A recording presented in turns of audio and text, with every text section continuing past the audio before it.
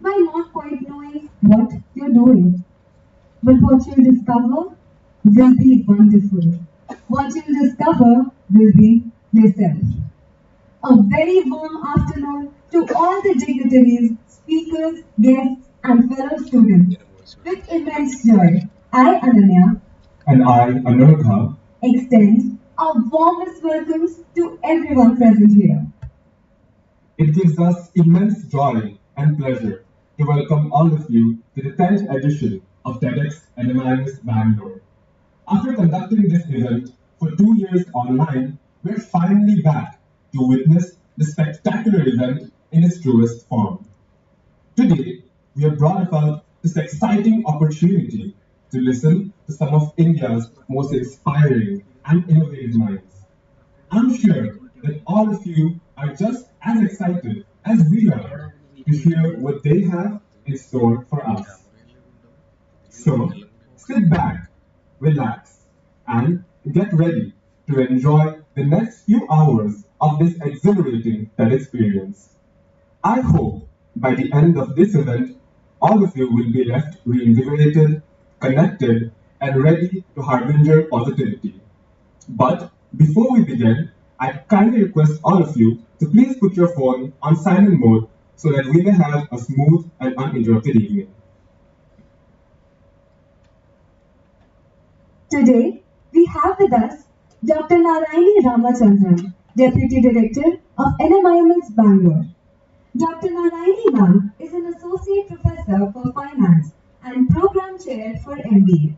She is an accomplished and experienced finance professional associated with NMIMS Bangalore ever since its inception. She is a gold medalist and university topper in MBA and MSc programs. She holds international experience in Stockholm, Sweden, and London, and adjuncts as an outstanding faculty advisor by CFA Institute, USA. With over 20 years of experience in academia, research, and consulting, her expertise includes training professionals in the corporate and government sectors in areas such as equity research, financial modeling, and valuation. An avid equity market player, Dr. Narayani Ma'am has offered multiple MTPs for various banking clients. She holds 2 patents on implementing financial incentives to improve employee performance in an organization under the Patents Act 1970. She is an affiliate member of the Council for Financial Planners, Karnataka. I now invite Deputy Director Dr. Narayani Ma'am, Deputy Registrar Vishnu Sir, and Joint Placement Director Eklavya Sir, along with our esteemed guests, upon the dais to light the diya so that we may start this event on an auspicious note.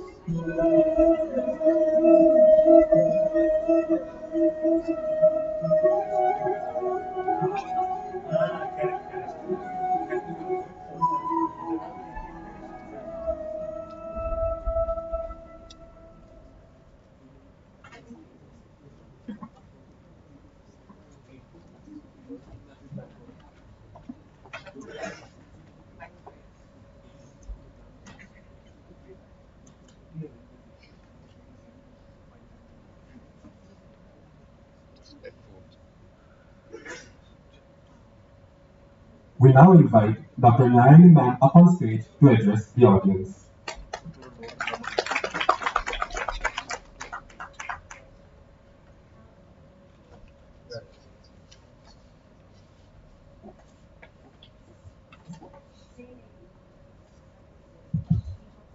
A pleasant good afternoon to everyone gathered here. Dear distinguished invitees, incredible speakers, the energetic NMIMS team, faculty, staff members, students, alumni, and our board of study member, dear press, it gives me great pleasure and honor to invite you all to the 10th edition of TEDxNMIMS Bangalore, the event we all at NMIMS are proud of. Today, we gather here to celebrate innovation, creativity, and ideas that challenge us to think beyond the current boundaries of knowledge. As the Deputy Director of NMIMS, it gives me immense pleasure to share with you the achievements of our institutions. Loads and loads of credits to the artisan team. We take great pride in maintaining 100% placement for this academic year and being ranked number 1 in Karnataka among top private B schools, stated by Open Magazine. Our students have always exhibited great dedication and teamwork when it comes to organizing successful events through their respective clubs and committees. Undoubtedly, NMIMS Bengaluru has established itself a top-tier institution within India, within the top 50 institution in India, and for management education. And this adds to the significance of this year's TEDx event. As we look back on the journey of TEDxNMIMS Bangalore, we are thrilled to see that our hard work has paid off, as we witness by the remarkable statistics we have amassed over time. Our events have drawn substantial attention and fascination from the worldwide audience, with over 2.5 million views on YouTube and 8,000 live streaming videos. In addition, we have received recognition from reputable media houses indicating the excellence of our events and the influence they have had on our society. The theme of this year's TEDx event, Unfold the Manifold, which resonates with our commitment to promote excellence in academic, research, and innovation. At NMIMS, we firmly believe that the progress and development stem from original ideas and challenge the now.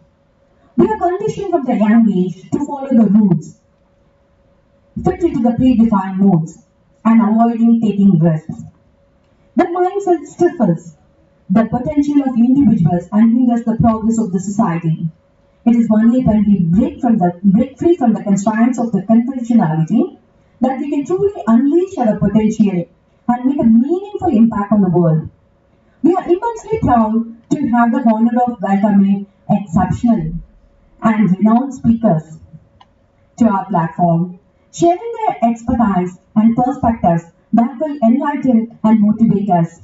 It is an affirmation and distinction and standing of our institution that we entice these accomplished speakers to engage with our intellectual community.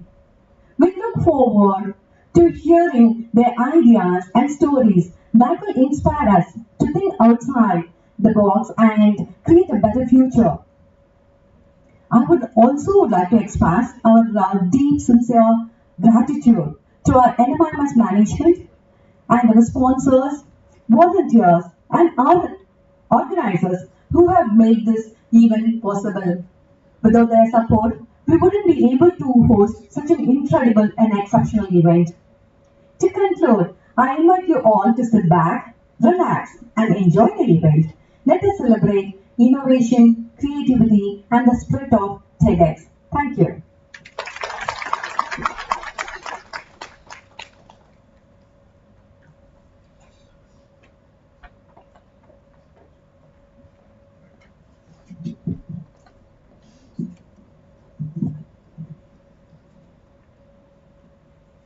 TEDx is a global community that welcomes people from all walks of life and cultures and gives them the opportunity to connect with one another. TEDx is a firm believer in the power of ideas to transform people's minds, their lives, and the world. TEDx events are designed to give individuals, communities, and organizations the opportunity to stimulate dialogue through TED-like experiences at the local level. It brings together people from diverse groups and lets them connect in a unique and meaningful way. Whether you are interested in learning about the latest advancements in technology, or you want to explore the world of arts, or you want to grasp a better understanding of some of the world's most pressing issues, TEDx has something for everyone.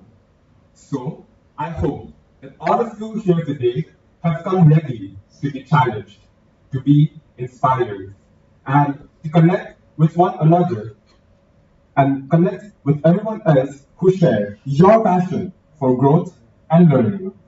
Now, I'd like to share a short video on TEDx. Welcome to something special. Welcome to TEDx. This TEDx event is part of a global conversation that takes place every day in every corner of the world. In schools, in theatres, in workplaces, even in prisons, people gather to hear the best ideas bubbling up in their communities. More than 3,000 TEDx events are held every year in 120 countries. It's a remarkable thing. TEDx events are self-organized under a license from TED, a non-profit organization devoted to discovering and sharing powerful ideas in the form of TED Talks. It's not TED itself, but your local TEDx team of volunteers that has done all the work to put on today's event, including booking all of the speakers. It's this team's ideas, dedication, and time that have made this possible. We really hope today's program sparks an exciting conversation. This is a day for curiosity and for skepticism, for inspiration and for action. The more you enter into it, the more you will take out. And now, on with the show.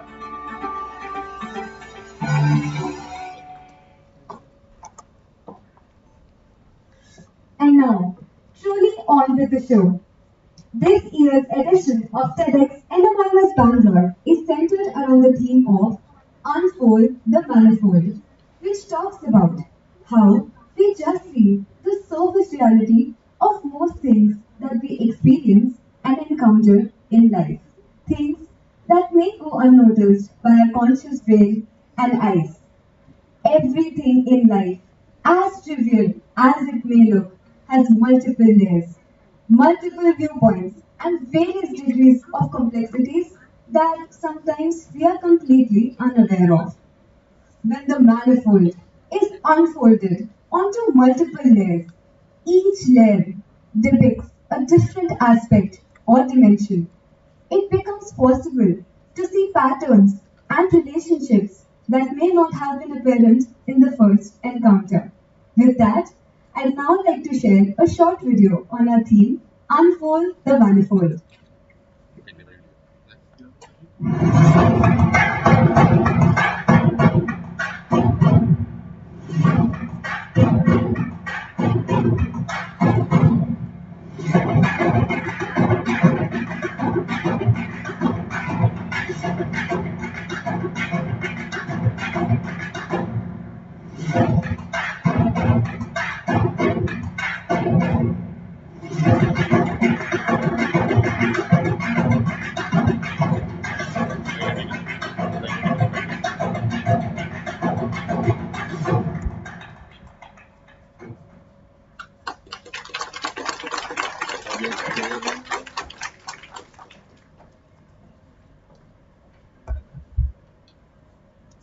We are proud to present the 10th edition of TEDxNMIMS Bangalore in partnership with SEMA alongside our esteemed sponsors, grooming partner Beardo, True Beauty partner True Frog, makeup partner Streetwear, luxury partner Vivid Nature, confectionery partner The Baking Room, digital asset partner Maida, snacking partner Healthy Master, launch partner Tagore Institute, audio partner Skull Candy, writing partner Wing Pens, hydration partner Alkaline, career counseling partner Brain Power, energy partner Red Bull, and our gifting partners Road to Life, Kama Products, and Kalakari.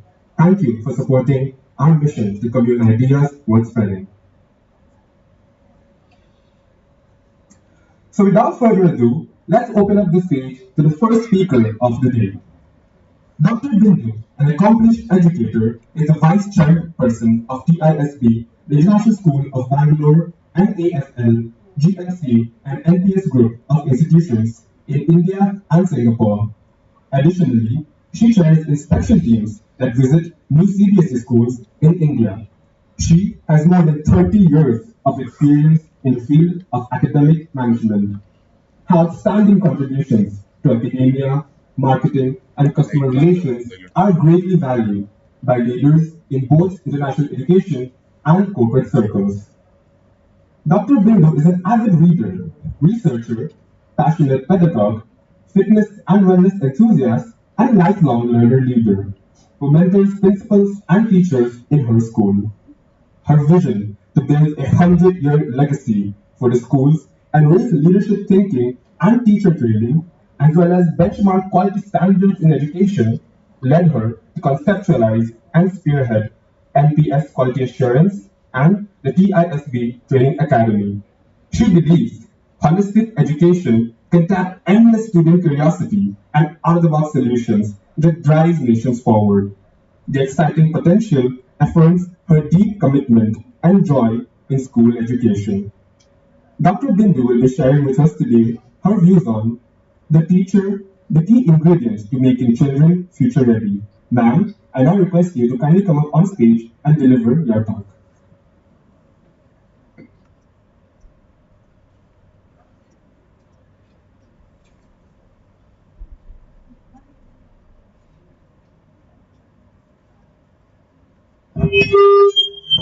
Check, check. Just checking the mic. Well, good morning, everyone.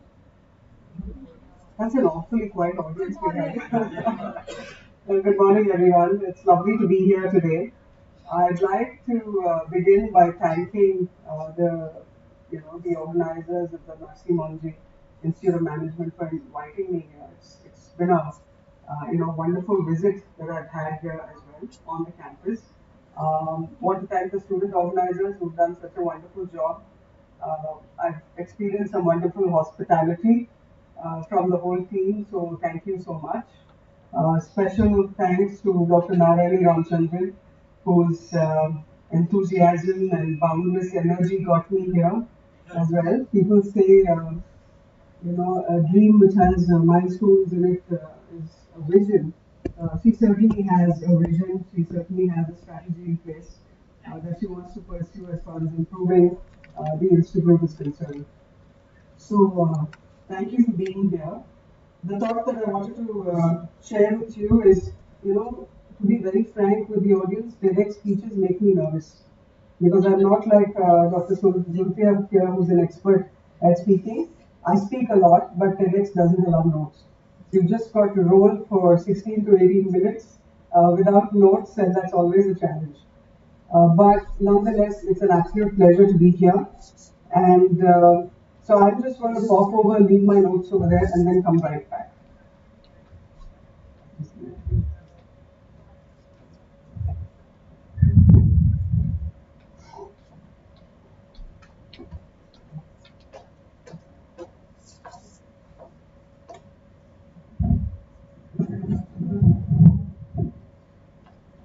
And I was told this has to face forward.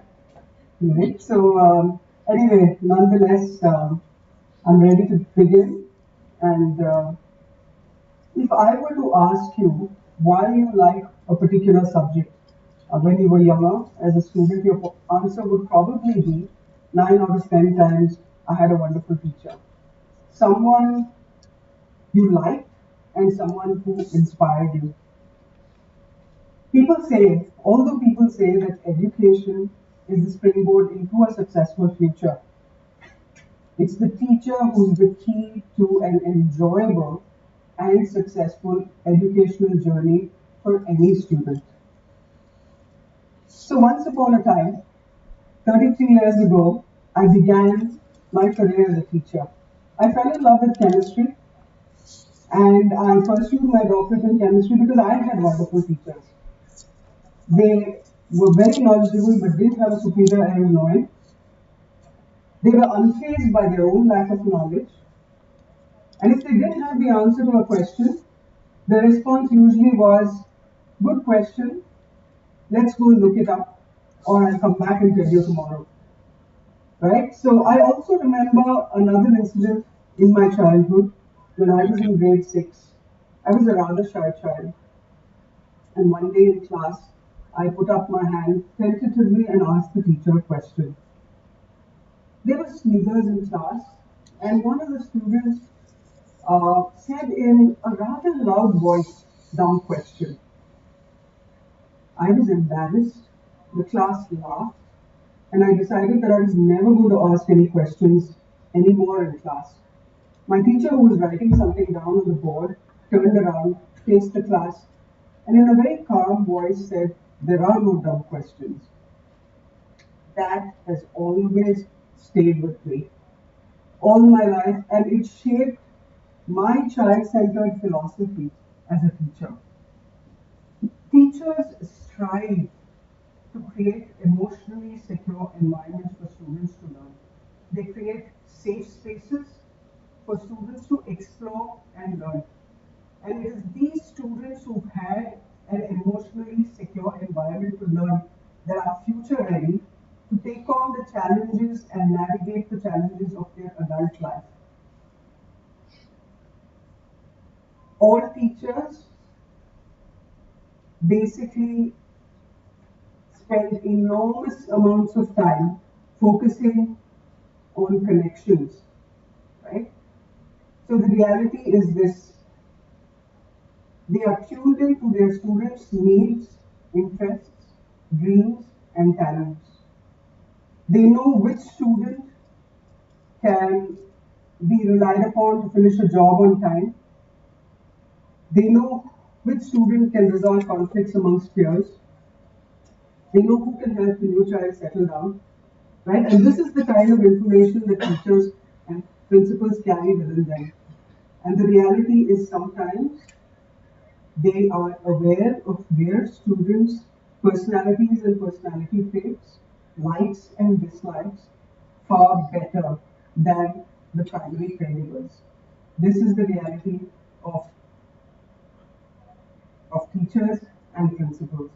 I remember another anecdote from my life when I was a young teacher, when I was teaching grade 11 chemistry. And I remember I had a student in class who was, he had tremendous potential. I didn't doubt that at all. But he was rather surly, wouldn't hand in assignments on time, was often late in submissions, and I was very concerned because his grades were dropping. And as a young teacher, I wondered how to connect with him. And this was my biggest puzzle as a young teacher.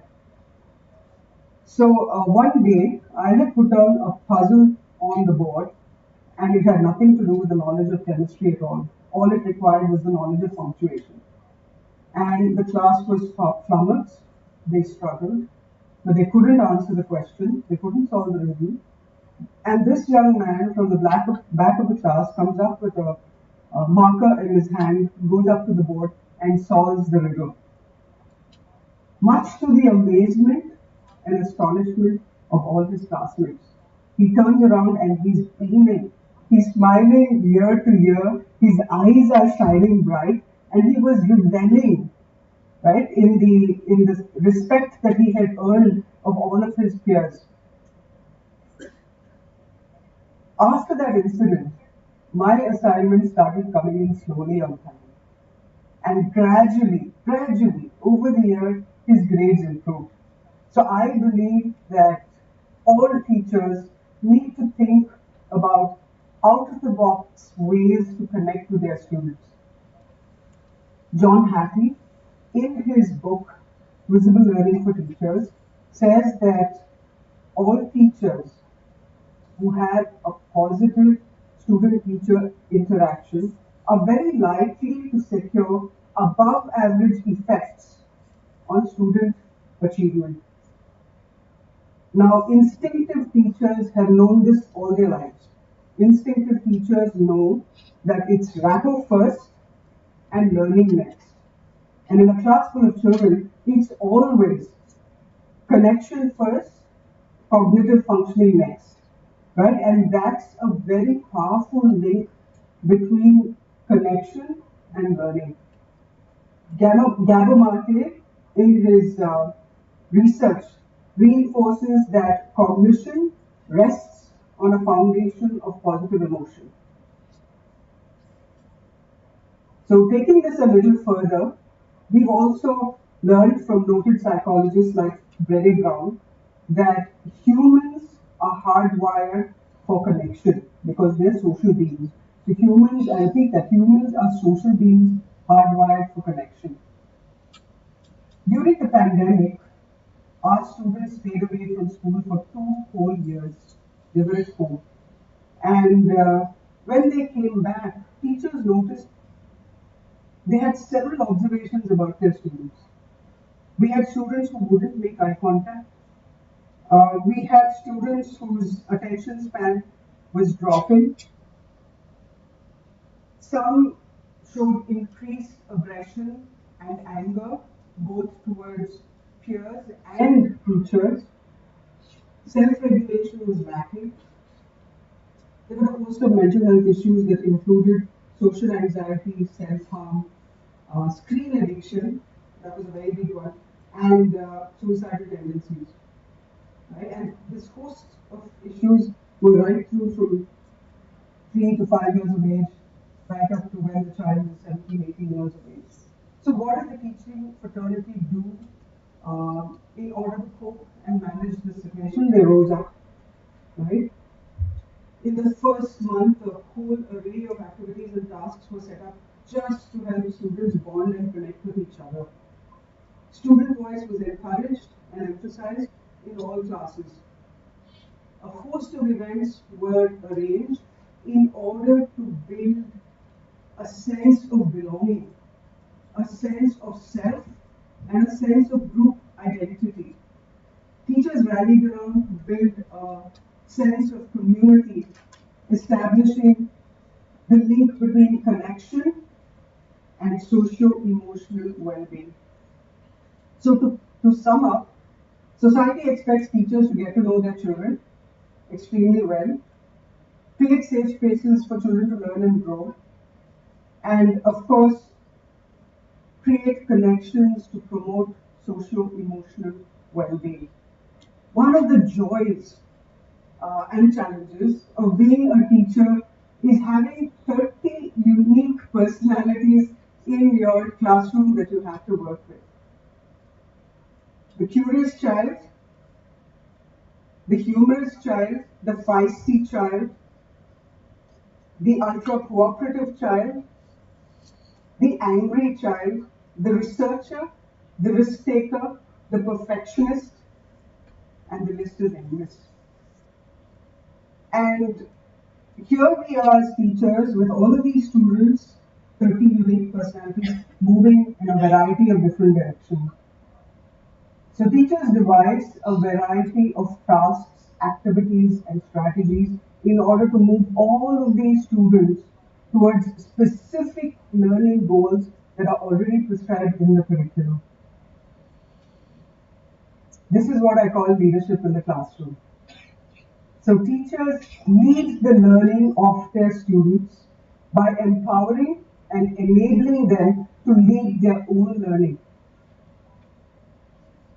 thus making them not just test ready, but future ready, right? And this should be the aim and purpose of every class right through from kindergarten to grade 12. Every child is on a learning continuum. So I believe that all children can learn at their own pace, in their own way. Now, John Hattie, in the book Visible Learning for Teachers, says that expert teachers know and believe that all children, I highlight that, can learn.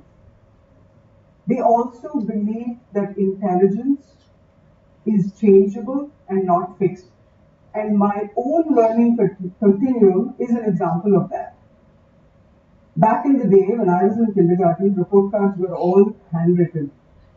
And if your scores were poor, the marks were written in red. So my report card had a lot of red in it.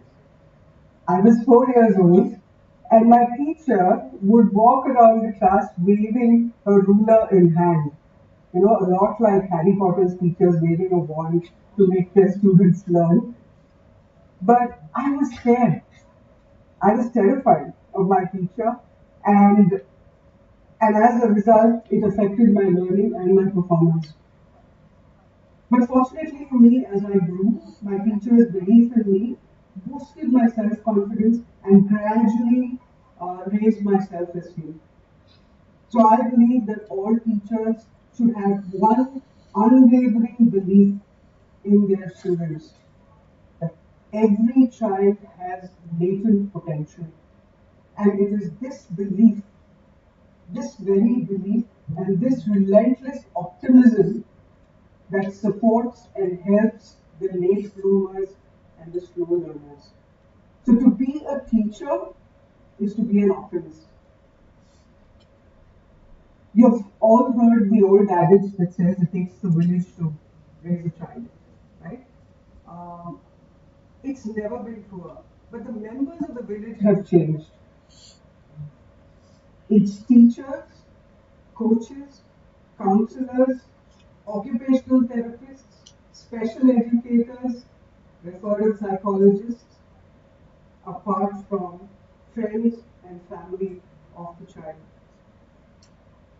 That's how much it has changed, and this team needs to endlessly collaborate in order to provide a secure and safe learning space for the children to get educated. So why should this relationship, why is it so important that this relationship should be a positive one? One simple goal, the well-being and successful education of our children. Family structures have changed quite dramatically more recently. This is our reality. Nuclear families working parents, single parent homes where the primary caregiver is a grandparent, uncle or aunt. So increasingly we observe that family influence on a child is diminishing while the peer influence on a child is increasing. Now, peers have limited exposure and experience and therefore may be a positive influence or a negative influence on a child. Therefore, the only other adults in the life of a child who can support, provide direction, or offer guidance are teachers. So it's extremely important that families and teachers are aligned with energies, philosophy, beliefs, and values in order to support the education of a child. So in conclusion, my last few thoughts on it. A nation's progress depends on teachers. Governments need and must invest in raising teacher standards. School leadership must invest in teacher education and teacher well-being, not just student well-being, teacher well-being. Why? Because after all, today's children are tomorrow's citizens. Thank you.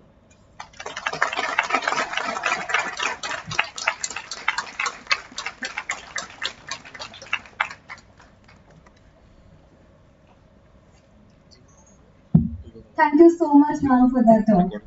Now, we would like to move forward to the second speaker for the day, Dr. P.J. Devakar.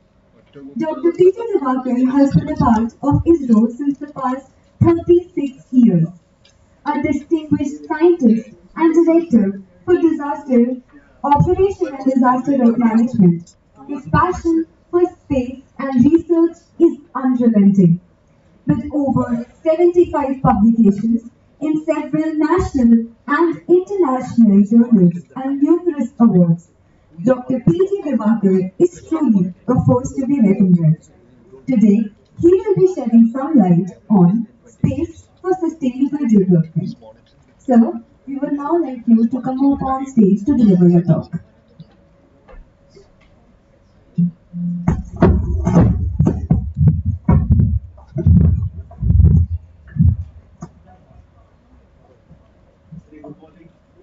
Good morning.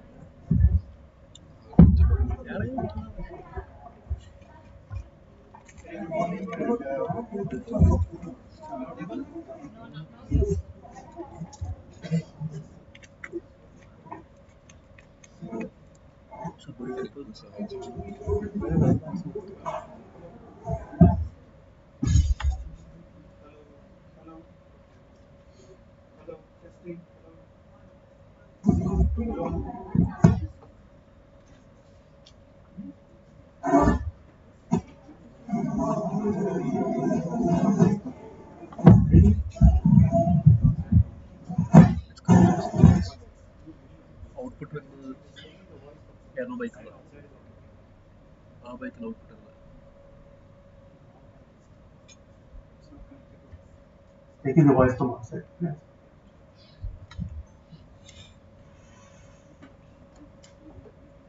Hello, can you hear me? Yeah, I think that's good. Very good morning and thanks to the institution for getting me here. The topic is in front of you. I'm going to speak on space and sustainable development. Everybody knows that space is becoming more and more popular around the world, and everybody really talks about space in a very big way because almost there's nothing which you can do or you cannot do without space. You connect to your television every day, you are actually connected from space. You go to an ATM for drawing money, you are actually connecting to the space. So without knowing most of you are connected to space in one way or the other. But today my talk is slightly different. The space, how it can be used, the technology for sustainable development, both in the rural areas as well as in the urban areas. I will be using visuals so that it makes sense for all of you, because normally space is that kind of a technology which many people are a little bit afraid of. It's Earth is a complex pyramid, as we all know that Earth has many constituents which possibly we have not understood even today. It has many different cycles. It could be hydrological cycle, it could be biogeophysical cycle, and it could be many other things, including the climate science.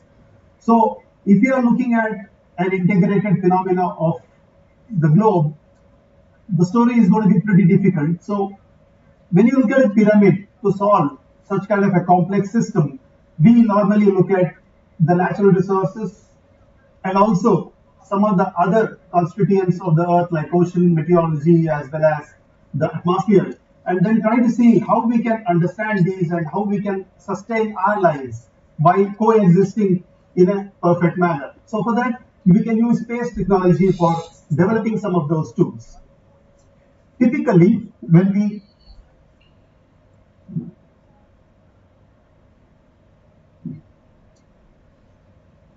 we use the space technology in different ways. We have different types of sensors. Most of our satellites are up in space. They are from 600 to 900 kilometer orbit, polar orbiting satellites. They provide a whole lot of our data which can be analyzed on the ground through crowd and grid computing techniques. It could be a simple push broom imaging, it could be stereo imaging, it captures the third dimension, and also it could be multi-sensor platforms like 3-tier imaging system, what India has done, which has been pretty interesting as far as providing data on the Earth resources. Typically, an example of mapping the entire country on a yearly basis, on a seasonal basis, can be easily visualized when you start looking at multiple imaging techniques, what we use from space. Typically, the kind of visual what you're seeing here shows India as well as a particular state, Karnataka, where you are able to see multi-season data being depicted to you, how the humans are using the land. You can get into the cropping system where we start looking at cropping in different conditions. It could be under pre-monsoon condition, post-monsoon condition, it could be in summer. So under these conditions, what kind of cropping system do we really have in the rural areas, and how we can map them from space, how we understand the cropping system, and is it possible for us to do the yield prediction even before we have the harvest done. On the same lines, we can look at the forest from the space and also the biodiversity, and we start understanding what kind of forests and how the forest produce can be sustained, in what way we can conserve the forest, and what kind of biodiversity can be used for medicinal values and things like that. So, what I'm trying to unfold in front of you is the use of geospatial technology, how it can be put into a system, how you can use the remote sensing data from space, how you can use the ground knowledge, put them together towards making better plans for sustainable development. As we all know that India has majority of its area covered for agriculture or for rural areas. So rural development as well as agriculture becomes a very, very important phenomenon. So the tools and technologies what I would like to discuss as part of this particular talk is that expose you to the GIS and spatial analytics, how you use it from space perspectives, and see how you can do optimal management of the natural resources. So typically we have a particular tool in India which is pretty open and it is available on the web. It is called as Google Geoportal. It hosts a whole lot of GIS data of the country.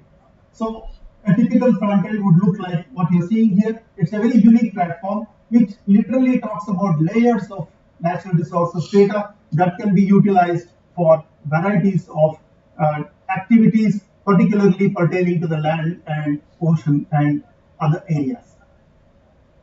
I think the visuals are not coming.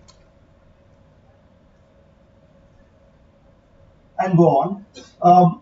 The watershed management is one of the key areas where we will be able to use the terrain information in a very effective manner for providing excellent data for understanding the slopes, the gradients, and the various other terrain parameters.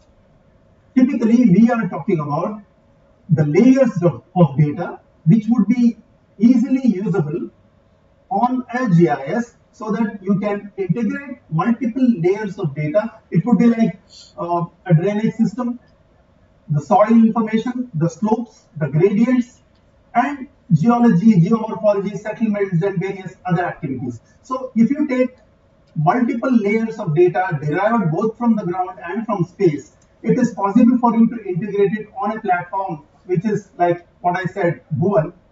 It is possible for you to extract very unique information which pertains to a particular piece of land. For example, if an agriculturist would like to know on a particular area what kind of an agricultural activity he can take up, it is possible for you to analyze this like a doctor analyzes a patient. It is possible for you to analyze multi-layered information, which typically fits into the theme of this particular TED Talk where we are talking about Unfold of the Manifold. So we are literally looking at multi-layered system which can be extracted from space and ground data and utilize it for various developmental activities.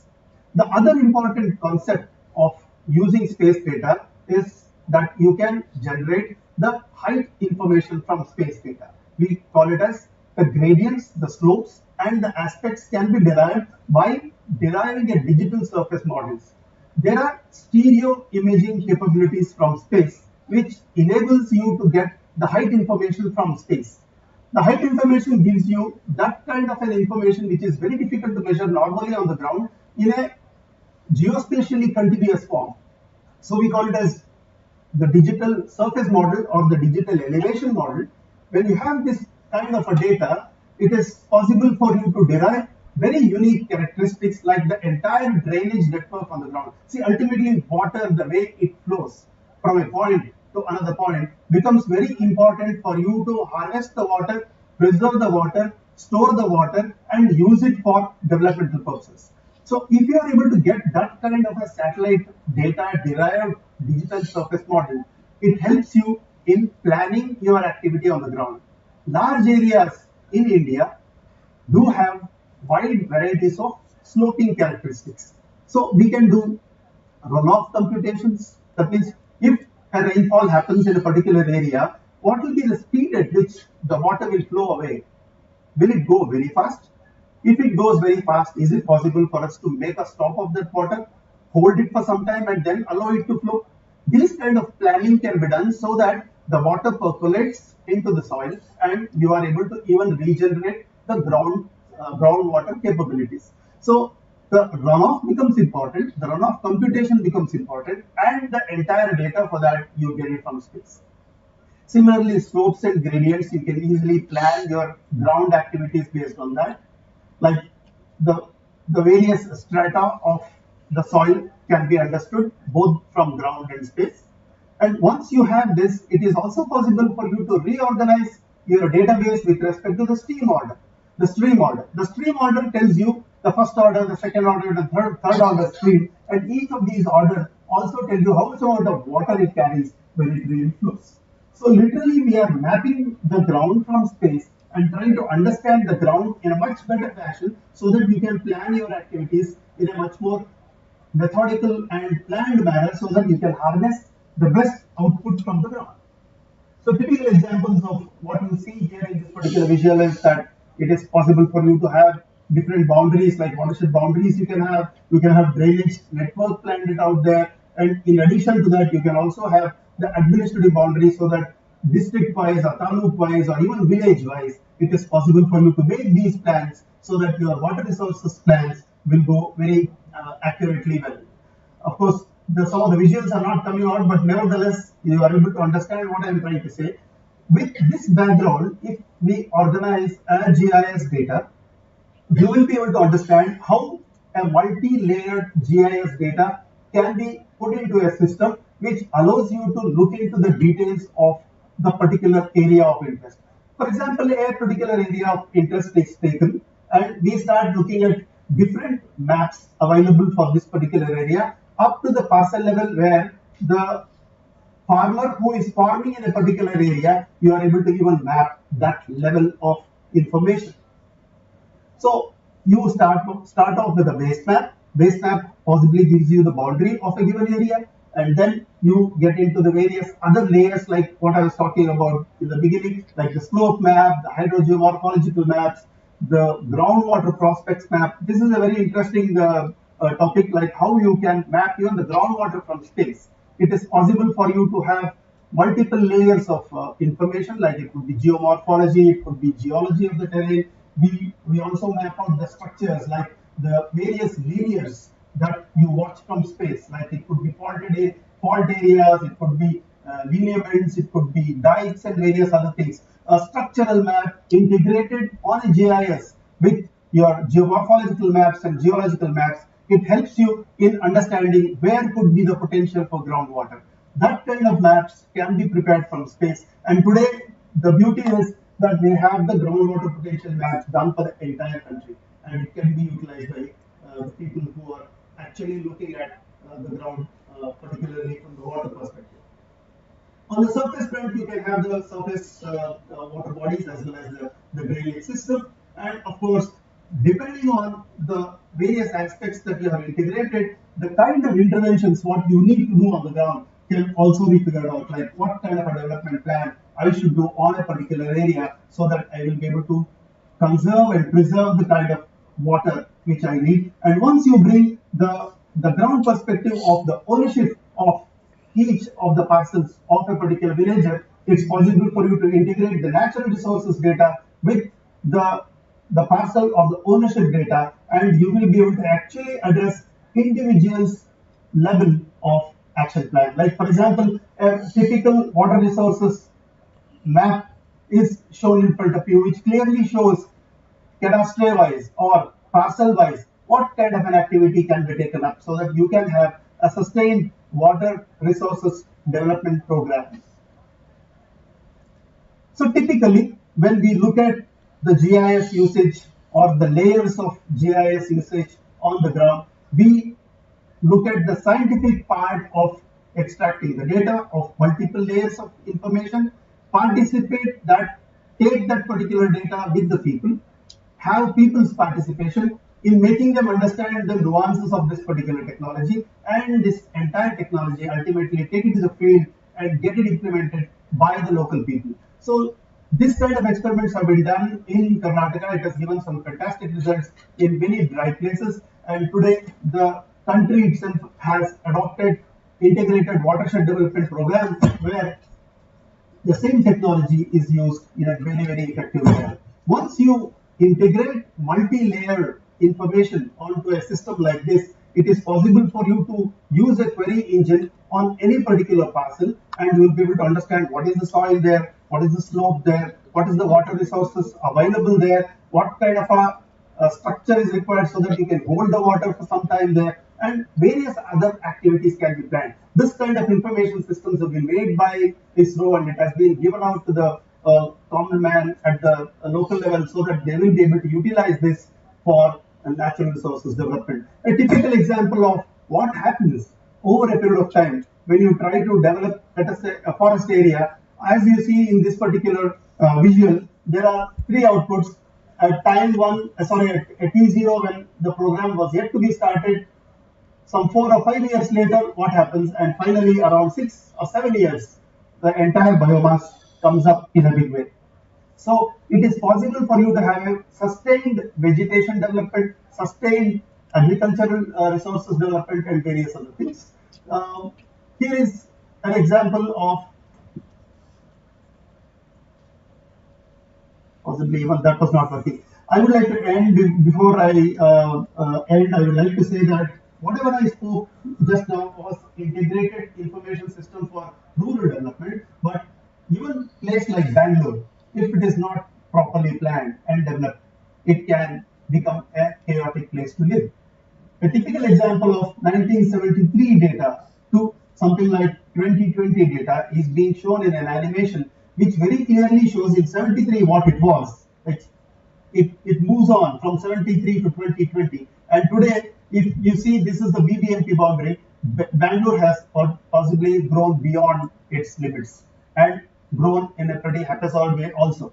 So, is it possible that we can have a very sustained developmental plan drawn even for urban areas, which of course is possible with all the technologies available, and it is necessary for us to do both urban and rural development using a well-planned, sustainable growth related activities. Thank you very much.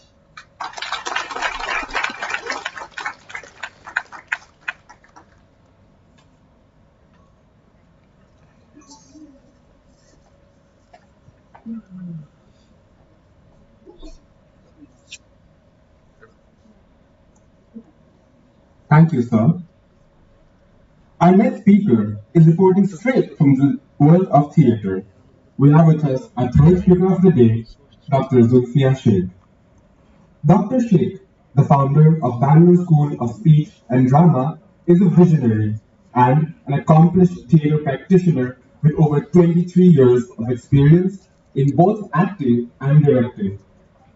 She is the only Indian to attempt dual licentiate level teaching in communication skills and drama. She holds the world record for the highest ever recorded LTCL score. She has created a learning environment that not only teaches skills, but also reaffirms behaviors that supplement the development of a confident, articulate, and fearless generation of Indian leaders. She will be sharing her insights on creating clarity from chaos. We now invite Dr. Sheikh up on stage to deliver her talk.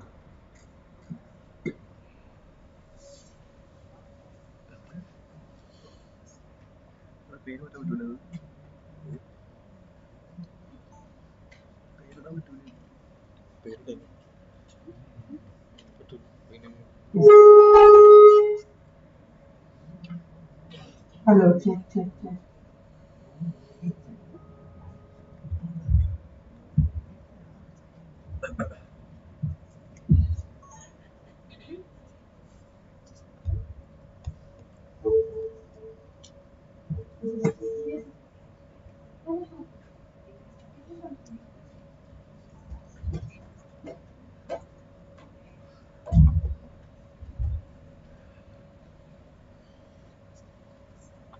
Let me ask you a question. What color are you? Raise your hand if you thought brown. Can you hold that thought for a bit? If only I had studied this instead of that, I could be much happier. If I did have these responsibilities, I could have followed my passion. She's so lucky she makes a living out of what she loves. It's too late for me now. If you have had any of the above thoughts, you will want to continue listening while I tell you a story. I was the first of 4 siblings, born to hard-working middle-class parents, whose sole ambition in life was to ensure a good education for their children. The typical Indian family, you know the type. We were sent to reputed schools, and our studies were supervised to ensure we didn't slack off or, heaven forbid, let our rank slide in class.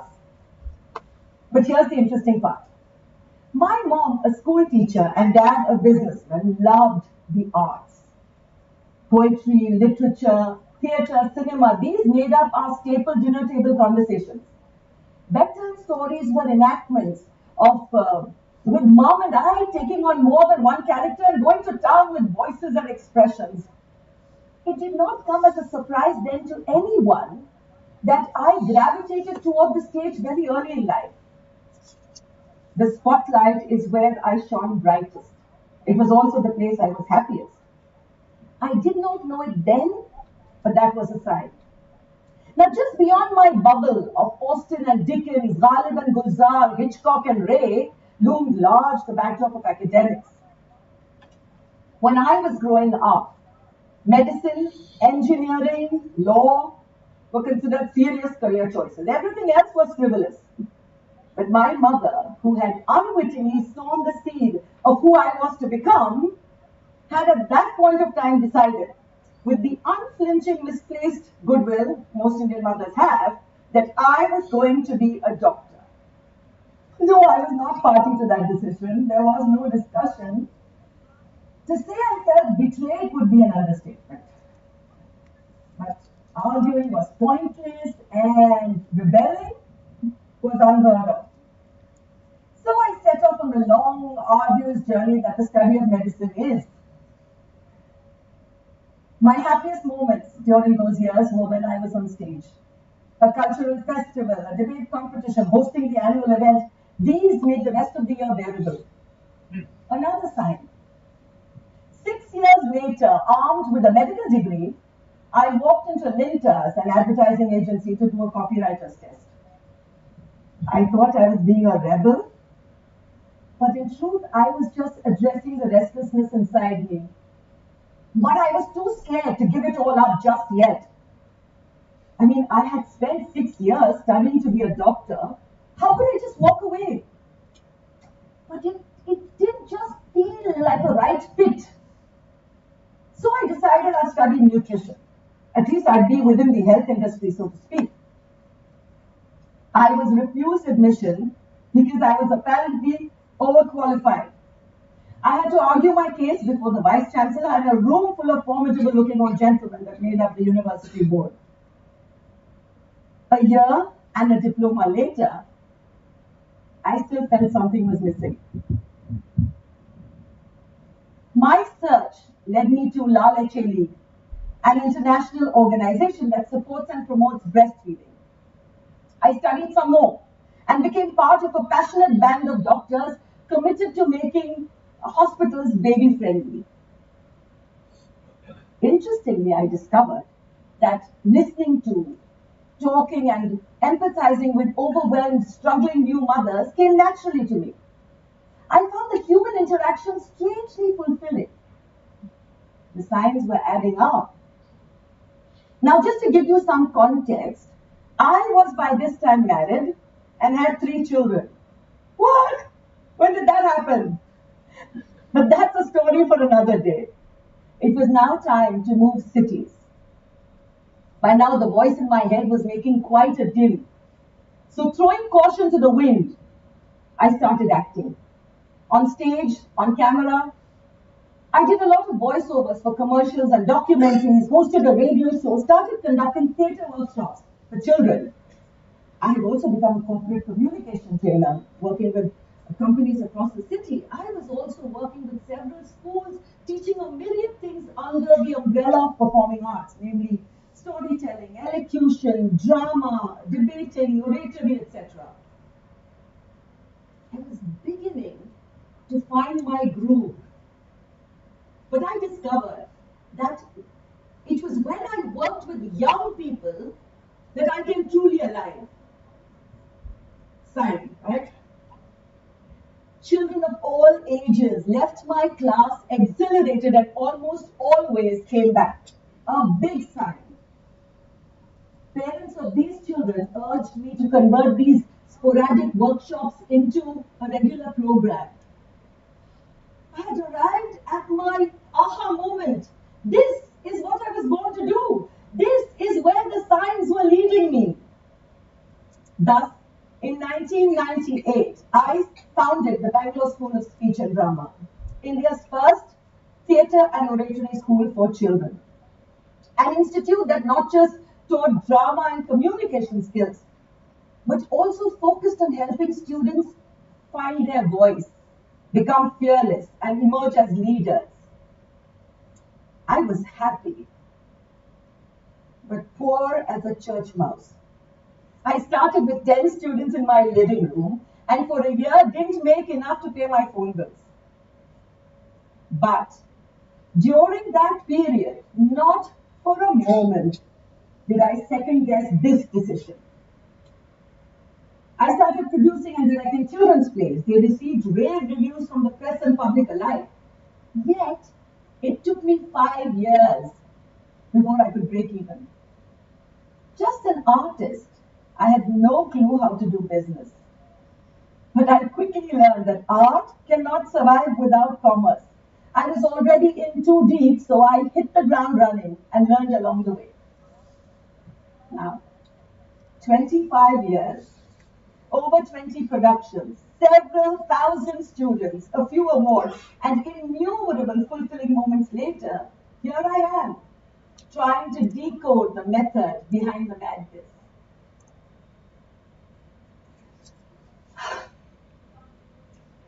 It is a journey, but if you think that my story makes me look I'm crazy, you're probably right.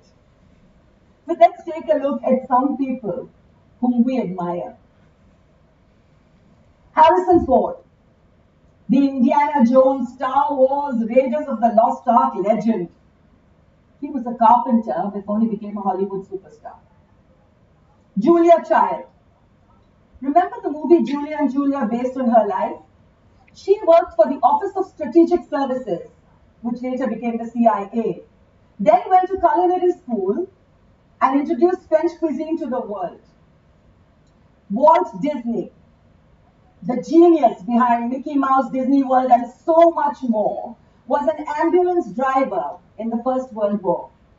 Then became a newspaper cartoonist, was fired because he had no imagination, produced the first cartoon series, Alice in Cartoonland, established Walt Disney Pictures, and the rest is history. Roald Dahl. What would a child's world be without his books? Long after he's gone, every book still flies off the shelf. He was a fighter pilot in the Second World War before he became a children's book writer. Benedict Cumberbatch, right up there with the greats of theatre and cinema. Believe it or not, he was an English teacher at a Tibetan monastery in Darjeeling before going back to Manchester, studying acting and becoming world-renowned for his craft. Closer to home, R.P. Kumar Rao, an MSc in physics, went on to become a journalist with a popular magazine, went back and did her master's, MBA, did a corporate stint, then became a landscape chronicler and a National Geographic explorer. This list goes on. But do you see a pattern emerging? There is a clearly visible, erratic, illogical zigzag path. There is a being lost before arriving. There is always chaos before clarity. Now, while many have found their calling, the scale clearly tips on the side of those who put their heads down and walk the beaten path, who choose the safety of sanity over the gamble for passion. And let's go back to the crazies. Did they all wake up one morning with an epiphany saying, "This is what I have to do"? I doubt if you spoke to anyone who's jumped the fence, you'd discover it was because of divine revelation. No, it was clearly a process. Let us unravel and isolate the steps of this process. Number one, listen to your inner voice. How do you do that? I'm sure you agree that you are more than your bodies, this outer shell that you reside in. You are your intellect, your feelings, your choices, your responses, your desires, your dreams. You are your soul. This soul has for company a voice that is constantly talking, feeding you self-doubt, or repeating things you hear around you all the time, the white noise. But underneath this noise are moments of, if only I had. I wish I could. I'd really love to. This makes me so happy. That is what you need to hear with clarity. If you can tune out the external stimulus and dial inward, you will be able to hear it. It takes some practice though. You have to train yourself to be able to do it. Let me explain. Do you know people who are so in tune with their bodies that they know exactly when to stop eating? They won't have another morsel if you beg them. And if they did, they'd have an immediate reaction and get sick. Their bodies absolutely refuse to take abuse. On the other hand, there are people who are so used to abusing their bodies that they can eat junk food every day and get away with it. Momentarily. In the long term, there are serious repercussions. So clearly, you have one group that has learned to listen to their bodies and another group that has yet to arrive at that learning. 50 years ago, there was no conversation about fitness. But today, body health is all we talk about. So, let's start a conversation about soul health. And you begin by tuning into your inner voice. It will not offer you a solution, but it will definitely point you in the right direction. Number 2, be willing to wander. Every stream that starts in the mountains finally ends in the sea. But that path is never a straight path from point A to point B. It meanders. What may look like aimlessly, strays away from the expected path, finds its course, gathering momentum and thundering before it falls into the ocean, coming home.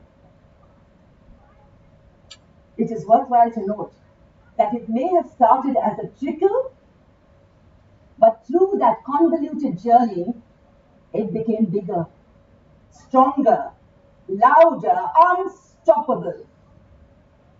So experiment, explore, take a risk, or many. You will never know if something is a fit until you've tried it. That ambulance driver, that fired newspaper editor would never have become the Walt Disney we know if he hadn't taken the twisted road. Every trial is not an error, but every trial gets you closer to the answer. Number 3, be authentic. Bring 100% of yourself to the table every single day. Don't get distracted by instant gratification, fame, money, praise, or even criticism. All of these could be a flash in the pan if you lose your vision. Let your dream, or even the search of that dream, propel you. Ask yourself, am I excited to go to work every morning? Am I happy? Am I making a difference? Do I doubt my decision at night? Do I wish I could sometimes go back to my old job? The last two are clearly red flags. You might want to change your direction. Either way, be brutally honest with yourself and let that honesty reflect in everything you do. Number 4, ask for help. I have done it so many times. In this journey of self-discovery, if your intention is honest and your search is real, the path will miraculously clear when you least expect it to. People will show up to help you. And when that happens, don't sit on false modesty or bravado. Ask for help and receive it with grace and humility, and know this too, that no one comes to stay. The best of them will walk with you for a while, then go their own way, because they have their journey to accomplish. You may never be able to pay them back. So, be grateful and pay it forward. That you owe the universe.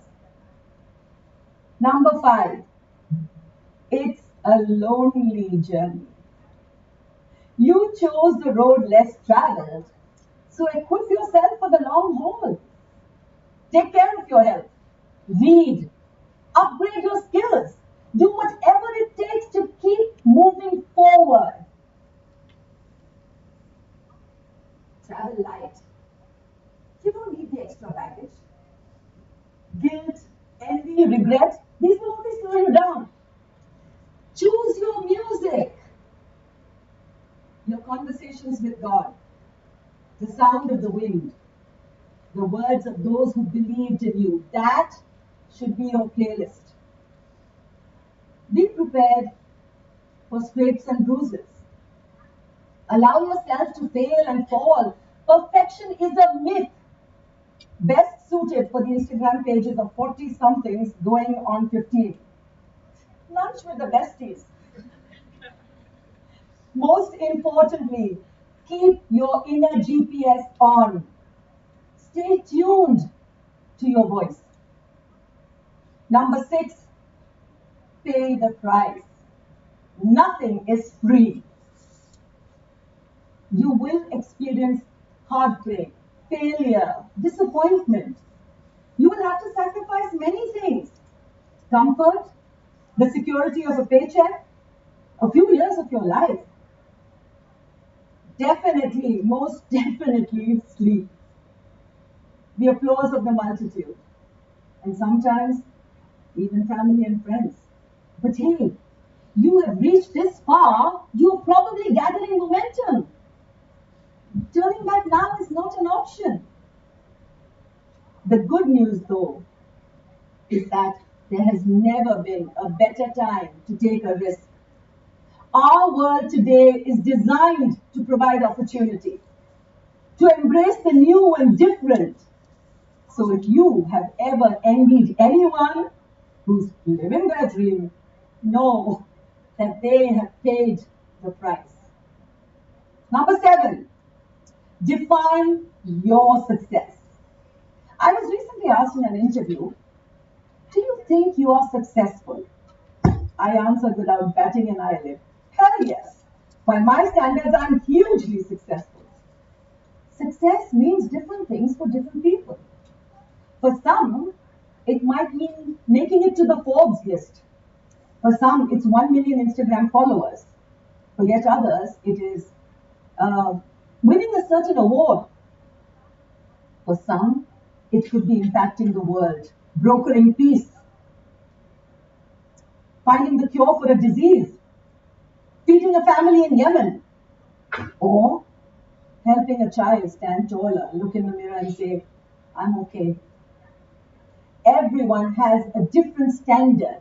And the most foolish thing we could do is to borrow someone else's yardstick to measure our success.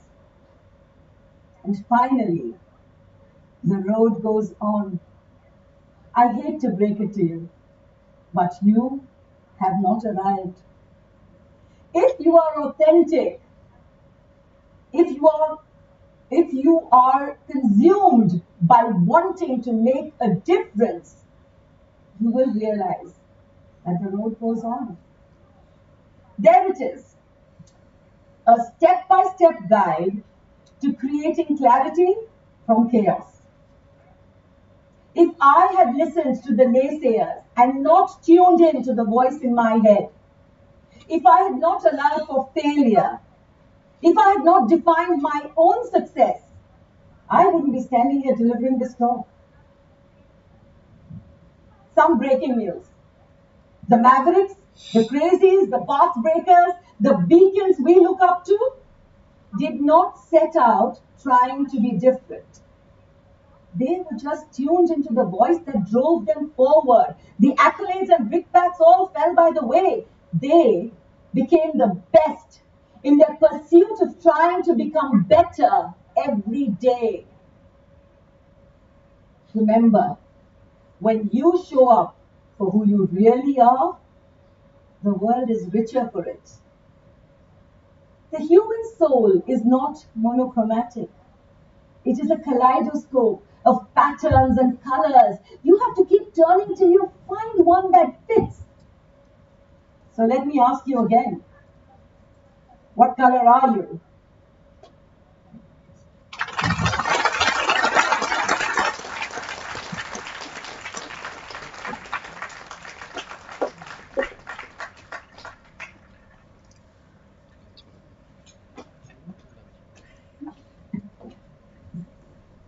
Thank you so much for that talk, ma'am.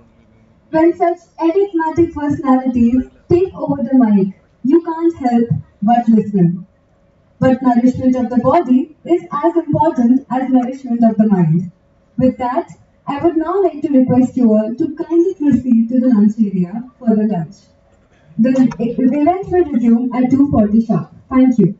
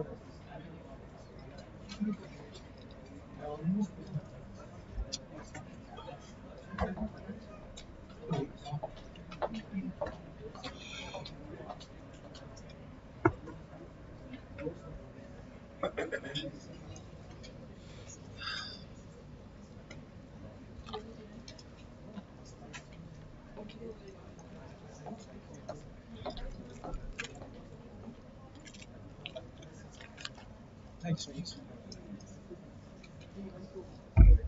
Tissue till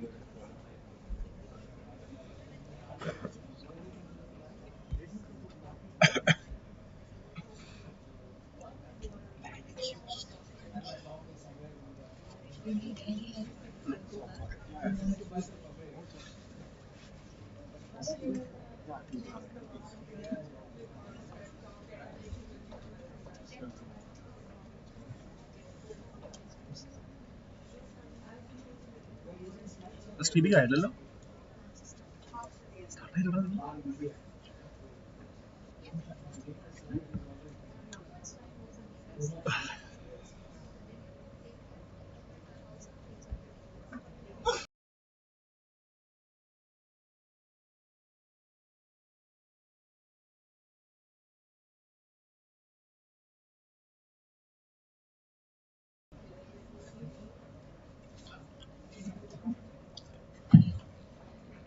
Welcome back everyone. We hope you had a great lunch. I, Srishti Kapoor, and I, Srishti Nene, feel honored to extend our greetings as your host going forward.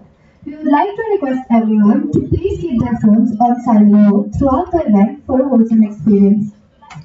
Before we dive right in, let's get into the groovy spirit and witness a performance by the students of NMIMS Bangalore. We hope you enjoy the performance.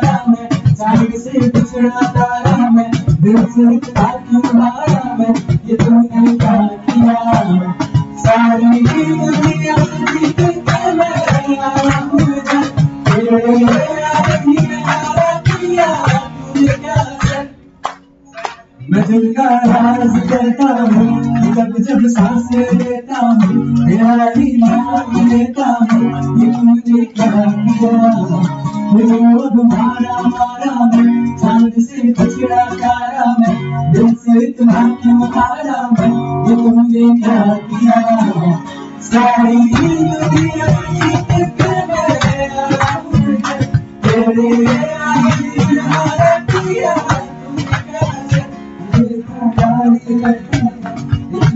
बाजी लगती है बाजी लगती है ये तूने क्या किया अब तारा मारा मैं चांद से बिछड़ा तारा मैं दिल से इतना क्यों हारा मैं ये तूने क्या किया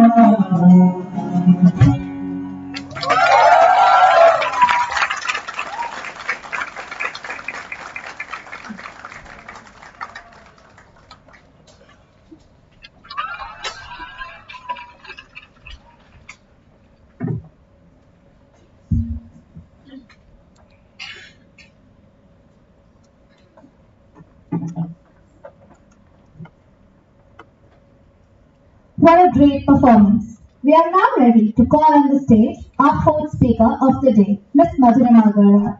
Ms. Agarwal is the country head of Microsoft for Startups India. She started her journey as an entrepreneur after graduating from IIM Ahmedabad. After a stimulating and rewarding career in the global capital market, she is now helping organizations drive growth. She is a strategic leader and drives innovation. Her ability to build deep relationships within the company as well as with ecosystem partners account for the success of her business. Her talk will be on shaping your journey of success and happiness. We now invite you to come up and deliver your talk, ma'am.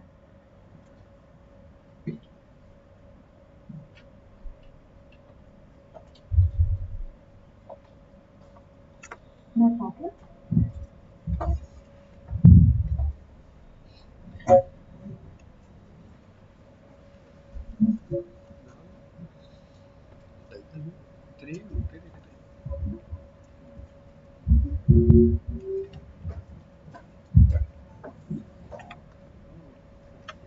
Success and happiness are two things that all of us strive for. Many successful people are very unhappy. So what is it that we all can do to ensure that we are successful and happy? In my journey of having spent over 4 decades on this planet, what I realized is that happiness comes when you define success in your own terms. When you achieve it in your own terms, right? That's the key. The definition of success, as long as it's defined by oneself, depending on what one likes, is what brings true happiness.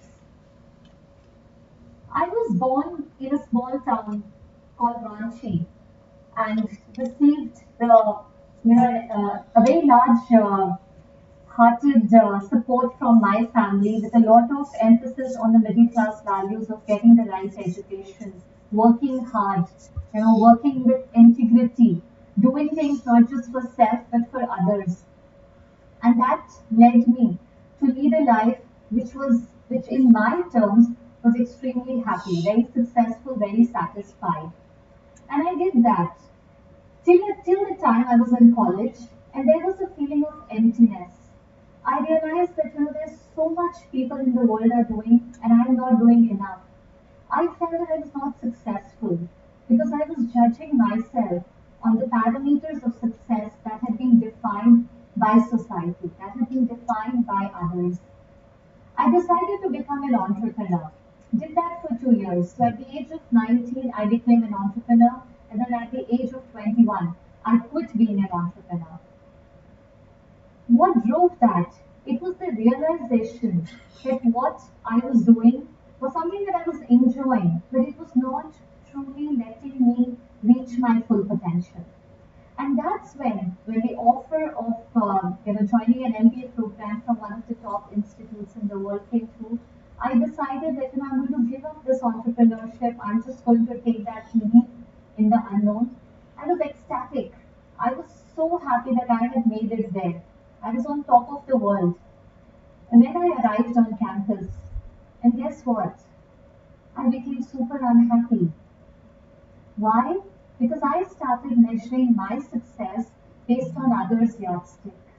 Oh, that person is a national level badminton champion. Oh, she's an international Kathak dancer. Oh, he's an Aditya Birla scholar. These were the achievements of others. That's how they had defined their success. And suddenly, from top of the world, I came crashing down because my definition of success became defined by what others saw it as. It took me a while to gather my wits together and realize that I have to change the narrative for myself. It took hard work. It took a lot of heartburn as well. Right? Talking to multiple people, going through that tough journey of loneliness, trying to find my own place in the world. At the time, as part of an MBA, the coveted job was that of going in as a consultant as one of the under the big names in consulting the international brands, or getting a day zero placement. Did I get that? I didn't. And suddenly I started feeling again, am I not successful? Is my life meaningless? Taking a step back, then I decided to rewrite my success story. I did introspection. Took a lot of time to think about what's important to me, what brings me joy, what makes me happy. And it was not just getting a good job, getting a well-paying, getting a check at the end of the day of the month, going back home and flaunting that I've got this car, I've got this big bungalow. No, it was something much more than that. It was being able to make a difference to the world, and I decided to start on that path.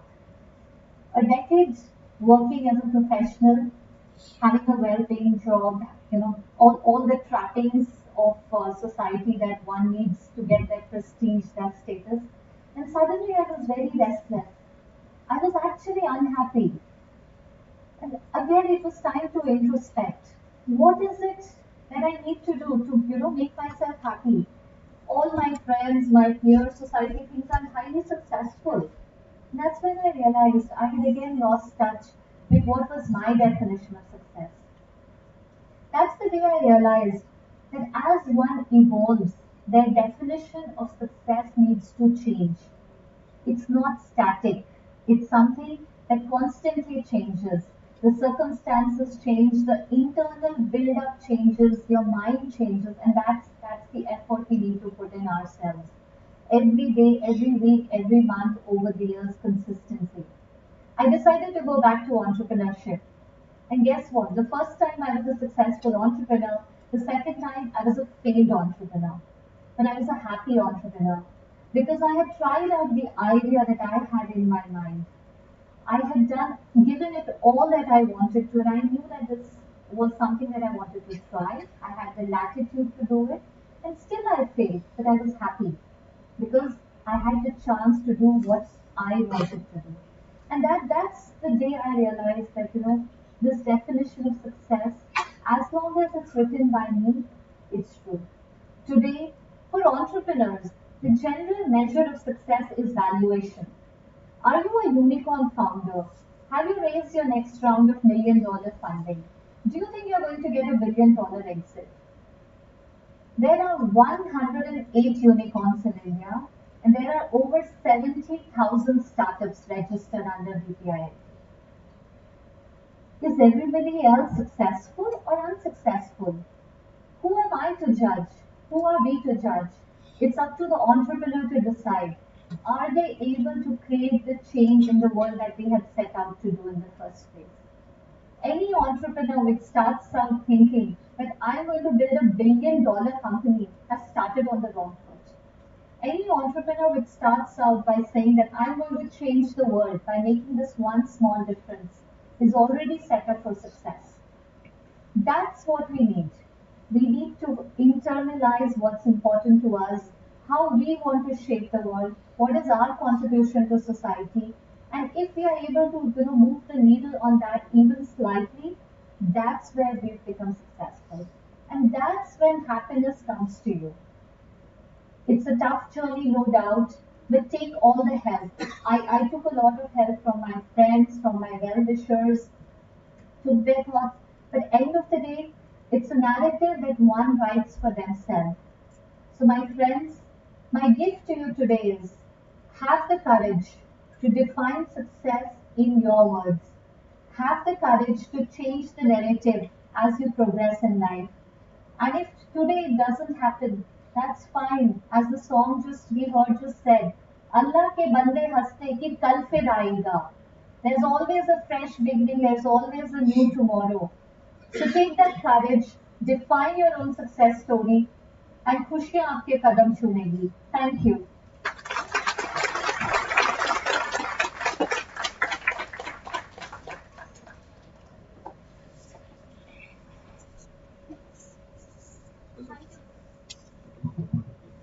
Thank you, Ms. Agrawal, for your talk. We are proud to present the 10th edition of TEDxNMIMS Bangalore in partnership with SEMA alongside our esteemed sponsors. Our grooming partner Bengaluru, True Beauty partner True Flow, Makeup partner Streetwear, Luxury partner Vivid Nature, Confectionery partner The Baking Room, Digital Asset partner Maida, Snacking partner Healthy Master, Knowledge partner The Gore Institute, Audio partner Skull Candy, Writing partner Wind Pens, Hydration partner Alkaline, Career Counseling partner Brain Power, and Energy partner Red Bull. Our gifting partners Root to Life, Comma Protects, and Kalakari.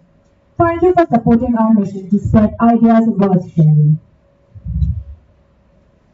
Let's keep up the momentum and call upon the stage our next speaker, Dr. John Ebnizar. Dr. Ebnizar is a Padma Shri awardee in orthopedic surgery. He is a well-known orthopedic surgeon who holds Guinness World Record for most books written in orthopedics. With more than 71 international, national, and state honors to his name, he is considered a pioneer in holistic orthopedics. His speech will be on healthy bones, key to longevity and happy life. I request sir to come up on stage and deliver his talk. Hello? Yeah. Good afternoon all. I am Dr. John Ebenezer, a Bangalore-based orthopedic surgeon, and these are my brief credentials. I am extremely delighted to be here. My TEDx talk is on healthy bones, key to longevity and happy life, unfolding the manifold roles your bones play. This is my second TEDx talk. The first was in 2017. I thank NMIMS Bangalore for the invite.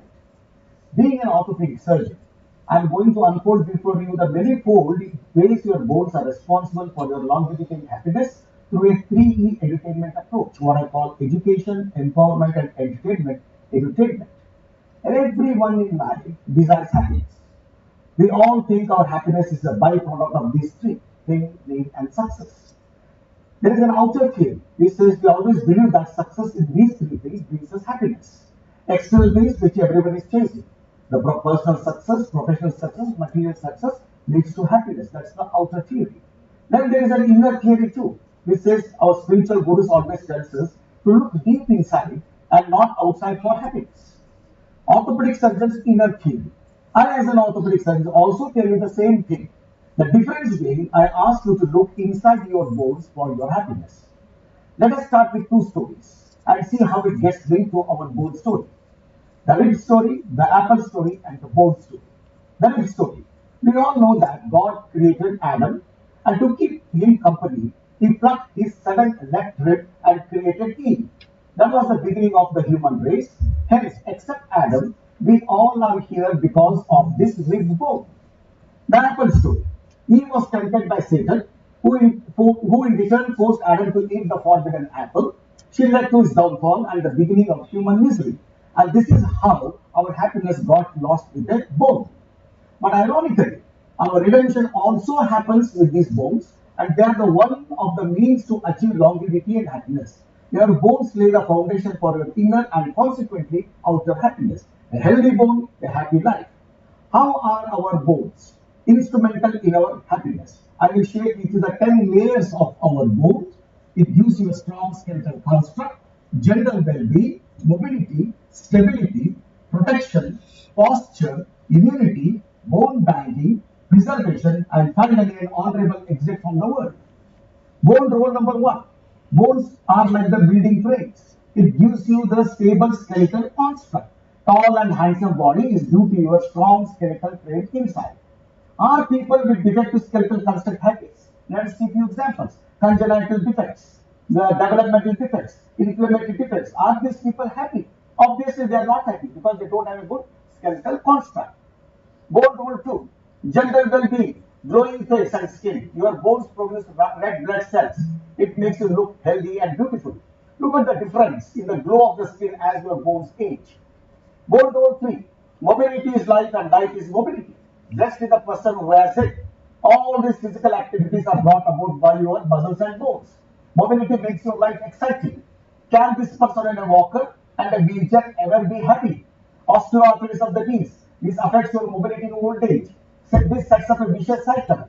Reduced mobility because of arthritic knees increases the body weight, increases the load on joints increase, mobility further slows down. Consequently, the body weight further increases. All comorbidities like diabetes, obesity, heart ailments increase and get aggravated. The quality of life and happiness suffers. Bone role 4. Stability. It is another important contribution by the bones. Stability is lost due to fractured bones. How many of you desire or are happy with fractures? None, except we orthopedic surgeons because that is our bread and butter. Approximately 6.3 million fractures occur each year in the US alone. Fractures to any of your 206 bones throws your life out of gear and creates 206 reasons for being unhappy. Functional loss, loss of productivity, economic loss, complications of fractures, cosmetic impairments can be debilitating. It can affect the mobility. It can lead to mortality too. Hence, stability is due to your unbroken skeletal system, and this leads to a happy personality. Bone role 5. Protection. Bones protect your vital organs. Skull protects the brain. Rib cage protects the heart and the lungs. Pelvis protects the genital urinary organs. And spinal column protects the spinal cord. Bone role 6. Bone form an important part of your body's defense system. It produces WBCs other than RBCs, platelets, and this keeps our body healthy with a robust defense system. In today's world, every country gives lots of importance to its defense system. You want your country defense to be strong and robust. Every country spends a high GDP in upgrading maintaining their defense systems up to date. Weak defense system leads to meek surrender. Similarly, weak bones leads to meek surrender in life. Bone role 7. Postures. Importance of proper postures. Its abuse brings you unhappiness. Only we humans are erect. Erect spine, an attractive personality. It is nature's design for us. It signifies dignified life. Wrong postures for prolonged periods attack musculoskeletal problems. So we need to know the normal and abnormal postures. Remember, we are the only two-legged animal and we need to have a neutral, balanced posture. We need to practice correct postures in all our activities, whether it is standing, walking, sitting, weightlifting, or sleeping. We need to practice. Posture abuse in 4 groups. Posture abuse at home. This laughter at home by practicing these kind of postures can soon turn into gloom with various musculoskeletal problems. Posture abuse during the day-to-day activities. Most of the times our life is spent indoors. Consequently, we have become victims of a confined lifestyle. Posture abuse at office. Young professionals who are confined to chairs and indoors, like computer professionals, call center workers, managers, executives, bureaucrats, people with desk jobs, sedentary lifestyle leads to repetitive stress injury and repetitive episodes of pain. Money spending jobs can turn out to be misery spending too. Extreme work pressures, long working hours, wrong postures contributes to the musculoskeletal problem in the young, like neck pain, back pain, tennis elbow, shoulder pain, carpal tunnel syndrome, fibromyalgia, RSI, repetitive stress injuries, knee pain. What are the after effects of these computer-related repetitive stress injuries? Affects the personal life, affects the professional life, visits to the doctors and hospitals at a relatively young age, work productivity suffers, life productivity reduces, depression and suicides, consequences, happiness lost.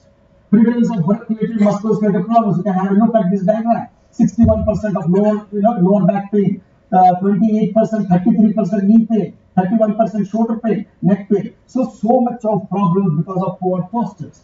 Poor posture due to mobile phones, a major contributor of modern day pain and stress. Neck phone postures leads to neck pain and the hand and wrist pain, texting thumb and tendonitis, pain, inflammation, swelling of the thumb, tendons for the repetitive motion. Over a period of time, it leads to arthritis, and painful hand and fingers are not welcome in today's world because of the various activities being pursued.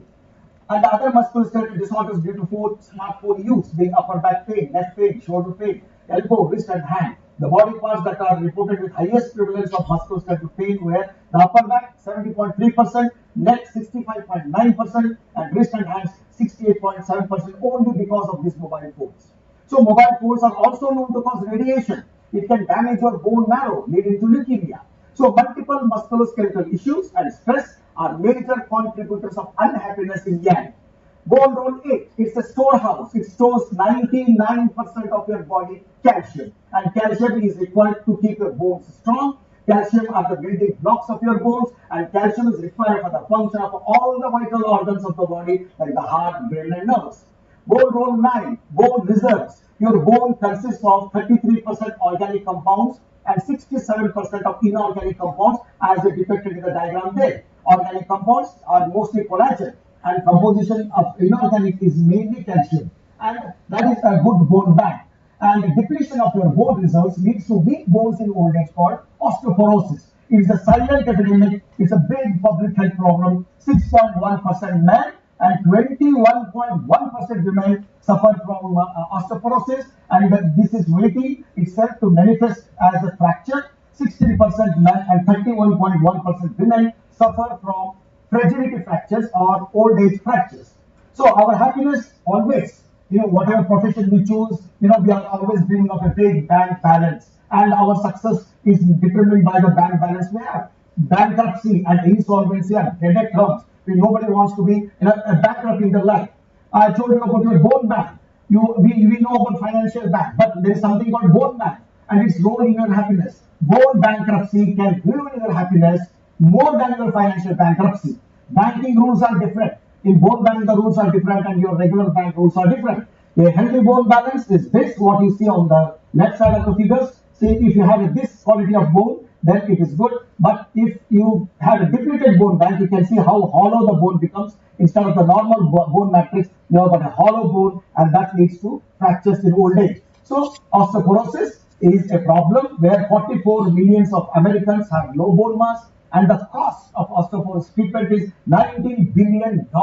So that's quite a significant public health problem. So you need to know about this game spoiler in old age, the osteoporosis. Story of hollow bones, brittle bones, and brittle lives. OP, that is osteoporosis, is like a silent sleeper terrorist cell activity, planning big time devastation. Once we reach the fragility fracture stage, it is like a full-blown terrorist activity on your bones. Simple low velocity falls causes fragility fractures in elders, what we call bone attacks. They are deadlier than heart attacks. Fracture during activity that would not normally injure young healthy bones are called fragility fractures. It happens fall from standing heights or less or no identifiable trauma at all. And you can see the low velocity falls fall from a flat surface, high velocity fall from a stool, all because your bone has become bankrupt, and a simple fall like this, you will end up with a major fractures. So role number 10, honorable exit. The bone gives us an honorable exit out of the world, but this can be thwarted by the dreary world of fragility fractures. In 2000, in US alone, osteoporosis is responsible for approximately 9 million new OP fractures every year. That is one fracture every 3 seconds. So comparing with other diseases, it leads the combined incidence of heart attack, stroke, and breast cancer. You can see the graph here, the osteoporotic fractures combine all three killers, it stands high. Bone attacks are very deadly. Bone attacks, fractures every 3 seconds in osteoporosis, sets the alarm bell ringing. Hip and spine fractures could be the last nail in the coffin and send them hurtling towards their death. With every major osteoporosis fracture, the risk of death doubles. yet it is not taken seriously the world over. Let us see what are the consequences of this bone bankruptcy. Hip attack, hip rigidity fracture, simple form. It's a dreary word. A hip fracture has a mortality of 9% in first month. In 1 year, it has got 30% mortality, and in the second year, mortality is 50%. 50% do not return to their pre-fracture functional level. So, Sir Robert Jones, famous British orthopedic surgeon, immortalized this fracture when he said, "We come into the world under the brim of the pelvis and go out of the world through the fractured neck of femur." That is hip fracture. That means hip fracture is deadly. What was told by Sir Robert Jones many years back, unfortunately, still holds good in today's modern times. Then you have got spine attacks, spine fractures, and this is most of the time asymptomatic, leading to high disability and morbidity. It reduces the quality of life, like the hip fractures. Then you have got wrist attack, wrist fractures. It impairs the wrist function, which is very important in old age. And then shoulder attack, shoulder fractures leads to stiffness in 30% of the cases. So healthy bone balance to depleted bone balance, that is bone bankruptcy. You should know the first 30, God has designed us in such a way that first 31 years of our life, bone deposit happens. Whereas in financial deposit, you can go on depositing anytime you want. But it's not so with the bones. The first 31 years of your life is a very important phase when your bone is getting deposited with good content. Bone withdrawal happens for the rest of your life. So this is the important thing you should keep in mind. So how to prevent this bone bankruptcy? Follow these 3 rules, 3 M's: maximize, maintain, minimize. Unlike your bank assets, you cannot deposit or withdraw money as and when you need. Bone bank deposit happens for the first 31 years, and later it is only withdrawal. You can see here, maximize the bone deposit for the first 31 years of life, then maintain that bone deposit by a good lifestyle till 60 years, and minimize the bone loss after 60 years so that it will last for a longer time and prevent the bone bankruptcy from happening. For all the 3, to maximize, to maintain and minimize the bone loss, the diet, exercise and good lifestyles are very important. So the rules of maximizing the bone deposit: enable bone healthy activities that will make your bone stronger before you reach 30.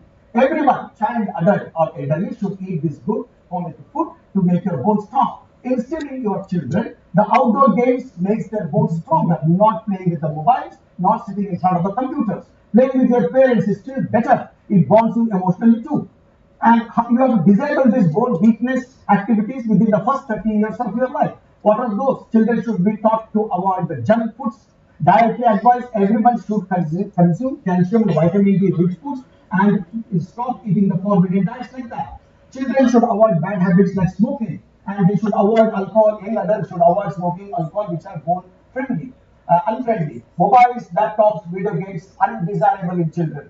Maintain the bone stock rule. That was about maximizing the bone stock. Then you need to maintain the bone stock whatever you have. And to do that, physical activity in all ages, more so in old age, is very important. Any of this physical activity, at least 30 minutes a day, 5 times a week is desirable. Then, rule number 3, minimize the bone loss. Prolong the longevity of your life. Adopt bone healthy lifestyle to march majestically to the sunset of your life.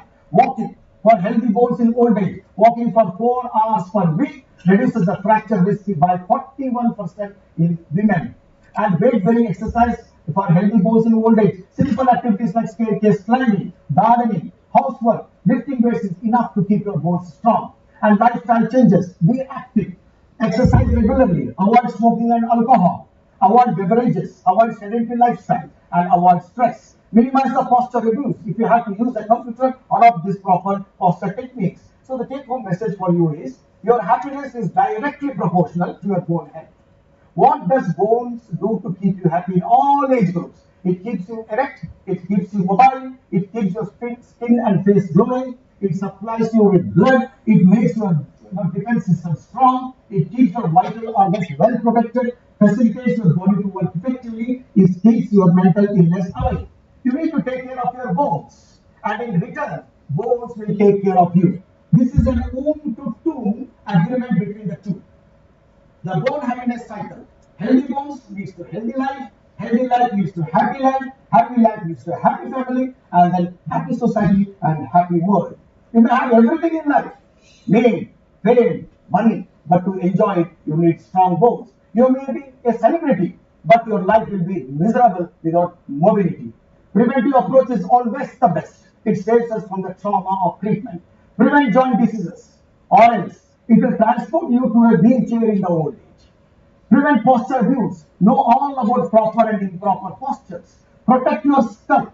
It houses your most important treasure, your brain. In India alone, more than 1 lakh lives are lost because of head injuries. Wear seat belts. It can snuff out your life when you are in your prime. Seat belts can save your life and your vital organs. From 1975 to 2017, seat belts are estimated to have saved 3,74,276 lives and reduced deaths from 65 to 45%. Spine fractures can make you a vegetable. In the United States alone, approximately 17,000 new cases of spinal cord injury happen each year.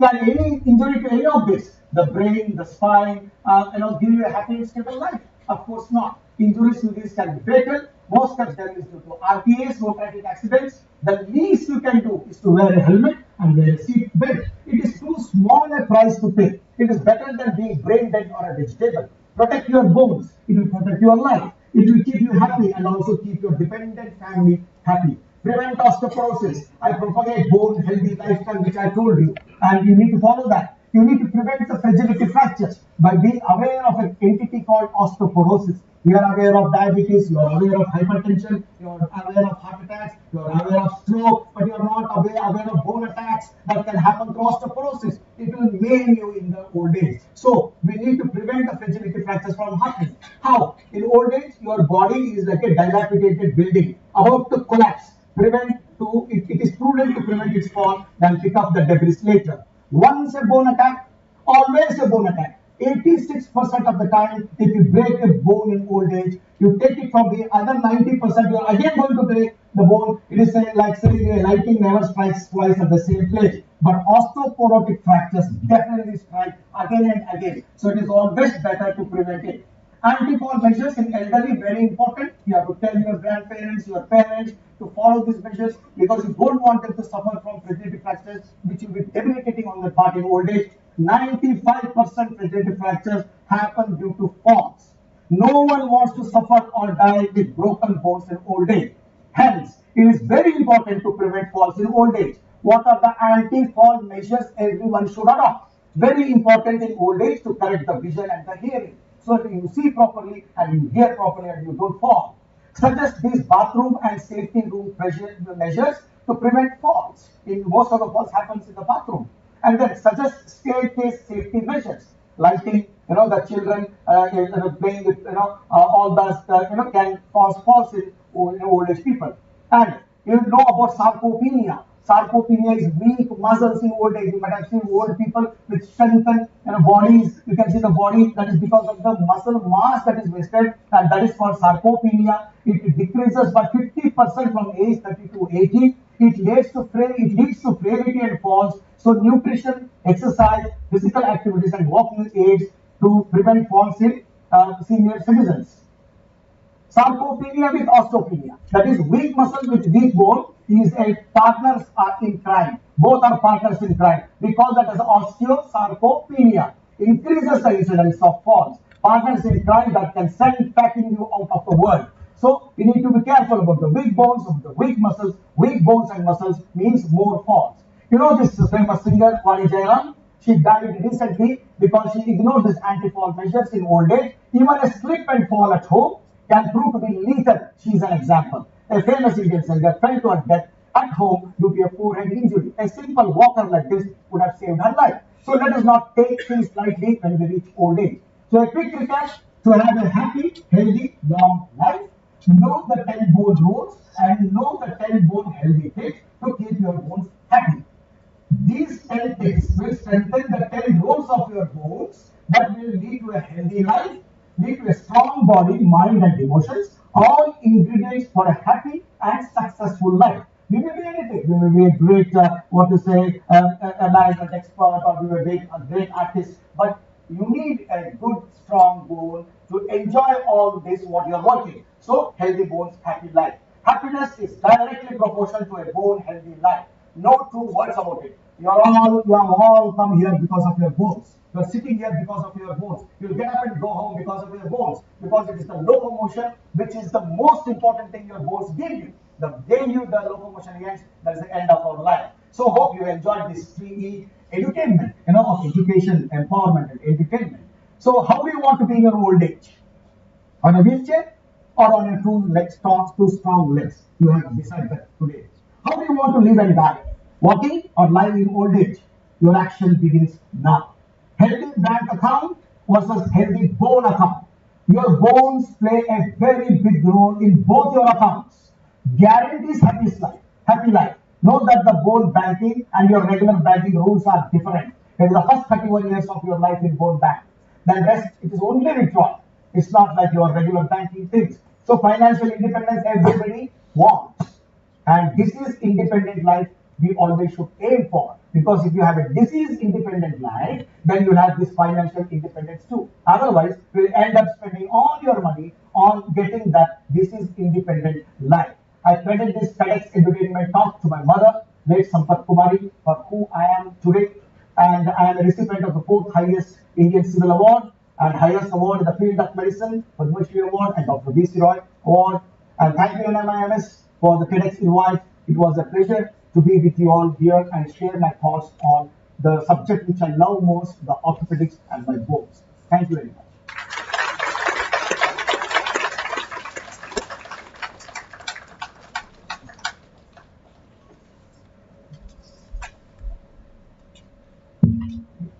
Thank you, Dr. Ebenezer, for your talk. Up next, let's hear it from our sixth speaker of the day, Dr. Jayashankar Matesa Iyer. Dr. Jayashankar, with over 45 years of teaching experience, is the former Vice Chancellor of Kashi University and Director of General BIM. He has been an outstanding administrator associated with various professional bodies and has also been rated amongst the top 5 professors in management by the Business Standard. His talk will be on igniting the flame of continuous learning. I would now like to call Dr. Jayashankar to the stage to deliver his talk.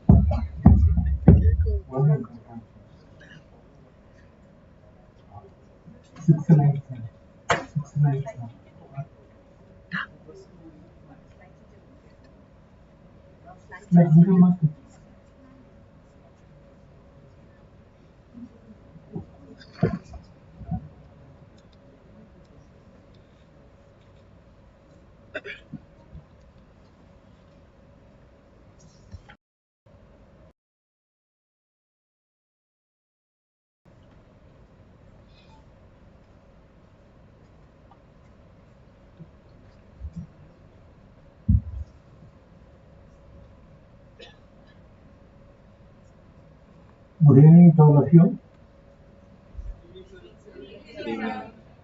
Just to make sure that you are all awake, I am not able to see your faces. I am extremely delighted, overjoyed to be part of this 10th edition of the TEDx Talks organized by NMIMS Bangalore. The topic that I have chosen for today's deliberation is igniting the flame of continuous learning. I am going to take you through the Indian field of education 5,000 years ago. I have been part of the Gurukul system, even though I had the modern education. I was completely involved in the Gurukul way of teaching.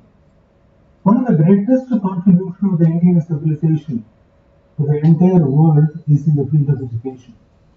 As all of you are aware, 3,000 years ago, people used to travel thousands of kilometers to come to the portals of the Indian soil to learn some of the advancements in metallurgy, in healthcare, and other disciplines in sciences. We are supposed to be one of the best in the world. For a period of time, we have lost that status. Now we are going to many other foreign universities to pursue our higher education. But 3,000, 4,000 years ago, the entire world was looking at India if they want to master in higher education. Now let me take you to what are the essential factors of the Indian system of education which made it so popular across the globe. First one is, we are not bothered about what you learn, we are bothered about how you learn. The art of learning was given the main focus in the Gurukul system. As you are all aware, Gurukul system is supposed to be one of the boldest experiments in the field of education. Living together, learning together is the essence of Gurukul system. So, they focused on how to learn. The first point that the Gurukul gives you is liberal education. Liberal education does not mean you read lots of subjects both in science and humanities, but you focus on the essence of the learning process, the process of learning. You focus on that. Second thing that they focused was on cultivation of the mind and illumination of the intellect. Today, we are stuffing the student's mind with lot more of information. But in those days, they were not bothered about filling the minds of the students with information. They are only interested in tickling the curiosity of the students and cultivating the mind and illuminating the intellect. To give you an example, what is the meaning of cultivation of the mind and illumination of the intellect? If you want to master the language, first step is to learn the vocabulary. Imagine you have picked up 25,030 words in the English language. Will that help you to write one sentence correctly in English? No. If you want to write one sentence correctly in English, you need to learn grammar.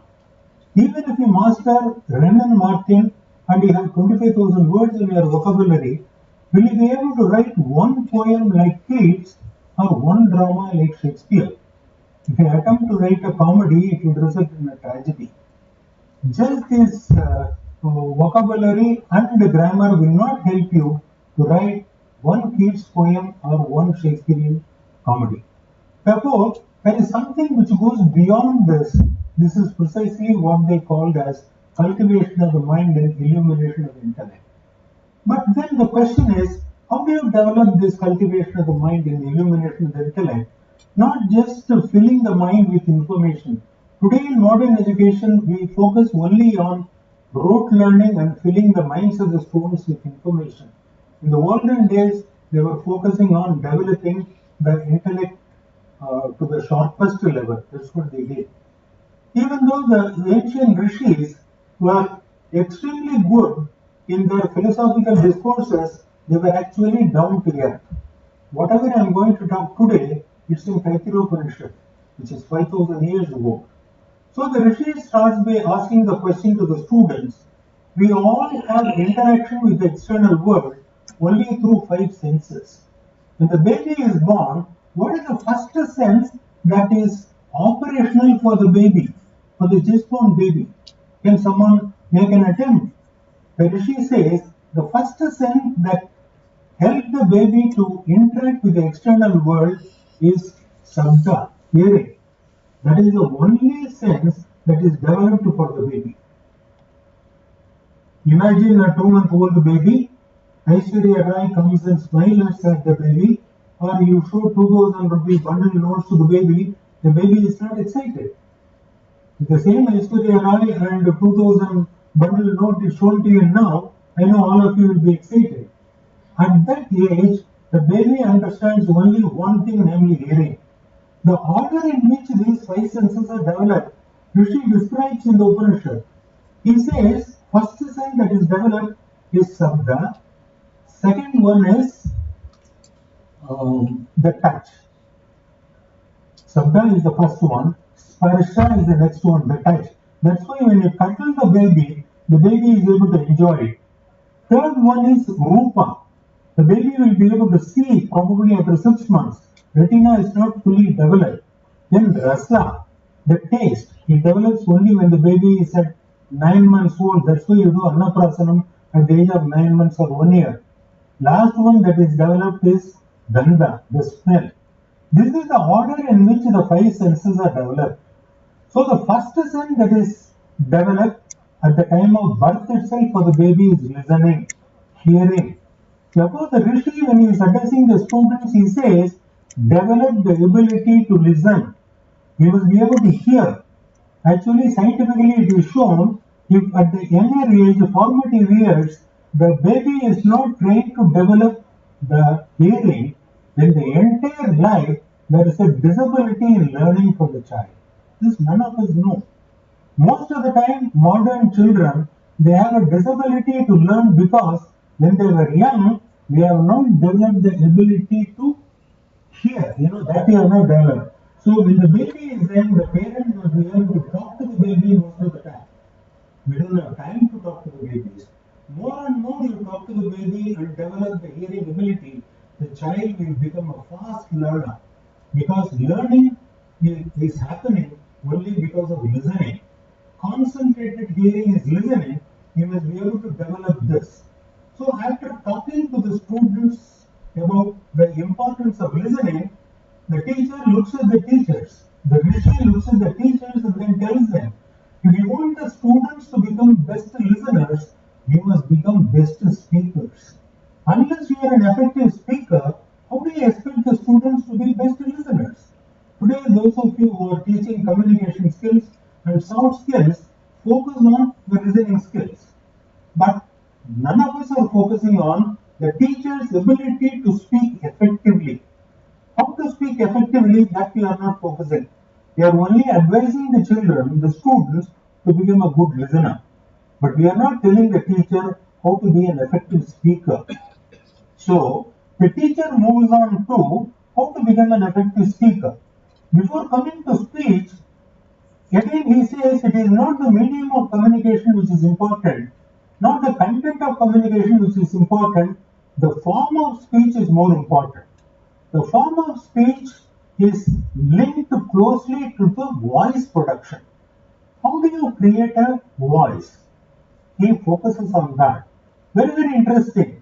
In the voice production, there are 6 components. He calls it as 6 limbs of voice production. Varna, Swara, Matra, Balam, Sama, Sandhanaha. There are 6 levels of voice production. I will try to translate in English. Varna means quality of voice. Every one of us is born with a certain quality of voice. Rishi says, never ever attempt to change this. If you look at the musicians, every musician is gifted with a particular voice. M.S. Subbulakshmi is gifted with a voice, Jesudas is gifted with another voice, and Subbulakshmi is gifted with another voice, right? But they will never change their voice. They will always nurture their voice, they will never change. Most of the time, particularly in the modern youth, you develop artificial accented American voice. Most of the time I have seen IT students, you pick up an artificial American voice to impress other people. Never do that. That's what Rishi says. God has given you a voice, stick to that voice, nurture that voice. That is Varna. Second one is Swara. Swara is the pitch. There is a pitch to which you can vibrate or modulate. In Carnatic music, they say, Anju Kattala Paradu, Rendu Kattai, M.D. Ramanathan will sing at Rendu Kattai, M.S. Subbulakshmi will sing in Anju Kattai.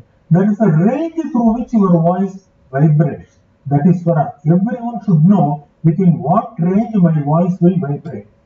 Third one is Matra. See, when we are speaking, there is a pause, there is a measure. So that has to be uniform throughout your speech. Most of the time, you start speaking fast. When you are ending the sentence, it will become slow. When you are in the railway station or when you are in a flight, sometimes the pilot comes on the line and tries to give some information. It will go like this. Ladies and gentlemen, boys and girls, we are flying at 45,000 feet above sea level. Outside temperature is minus 54 degrees. For your comfort, we are keeping at 25 degrees. In another 20 minutes, we will be able to land. You don't know what the fellow is saying. Even in railway platform, when they are giving the announcements, you don't know which train is coming in which platform, the sequence of the coaches, you will not be able to hear because they have not perfected what is voice production. None of us are trained to develop focus on voice production. I think our rishis are focusing on that. Balan is giving an emphasis. Where we should give the emphasis, particularly in the Sanskrit language, if we give an emphasis in a wrong way, the meaning itself will be completely distorted. Sama is modulation. When once you know the voice, when you know the pitch, you will have to modulate within time. You must have heard some speeches where there is no modulation. I don't want to mention the name. Some of the earlier prime ministers in our country, used to speak in a monotonous voice. There will be no modulation. So modulation is important. Last one is santana, the combination or conjunction of two words. I'll focus more on this. This is about the language of speech. These are the 6 components of voice production. Next one. What are the ingredients for flame of learning? If the relationship between the speaker and the listener is strong, deep and genuine communication happens. Most of the time when you are traveling, when you are talking to a neighbor in a train or in the flight, the communication will always be shallow because the relationship is shallow. When once the communication is strong, the relationship is strong, the communication will become effective. The intensity of communication depends upon the intensity of relationship. The Rishi gives 5 examples. He talks about earth and the heaven. When the earth and the heaven they unite, what you see is the sky. The fire and sun, fire is the sacrificial rite that you perform, yajna, and the sun, the outcome is the rain. The teacher and the student, when they unite, knowledge comes out. When father and mother they unite, progeny is created. When the lower lip and the upper lip they join, the speech comes. Supposing the lower lip stays where it is, upper lip stays and the top, speech will not come. They will let it unite. This is what is known as sandhi. Go to the next one. Okay. So the sandhi results in an outcome which is different from both the components of the sandhi. Father and mother unite, what comes out of it is a child. Earth and heaven comes, what comes out of it is the sky, right?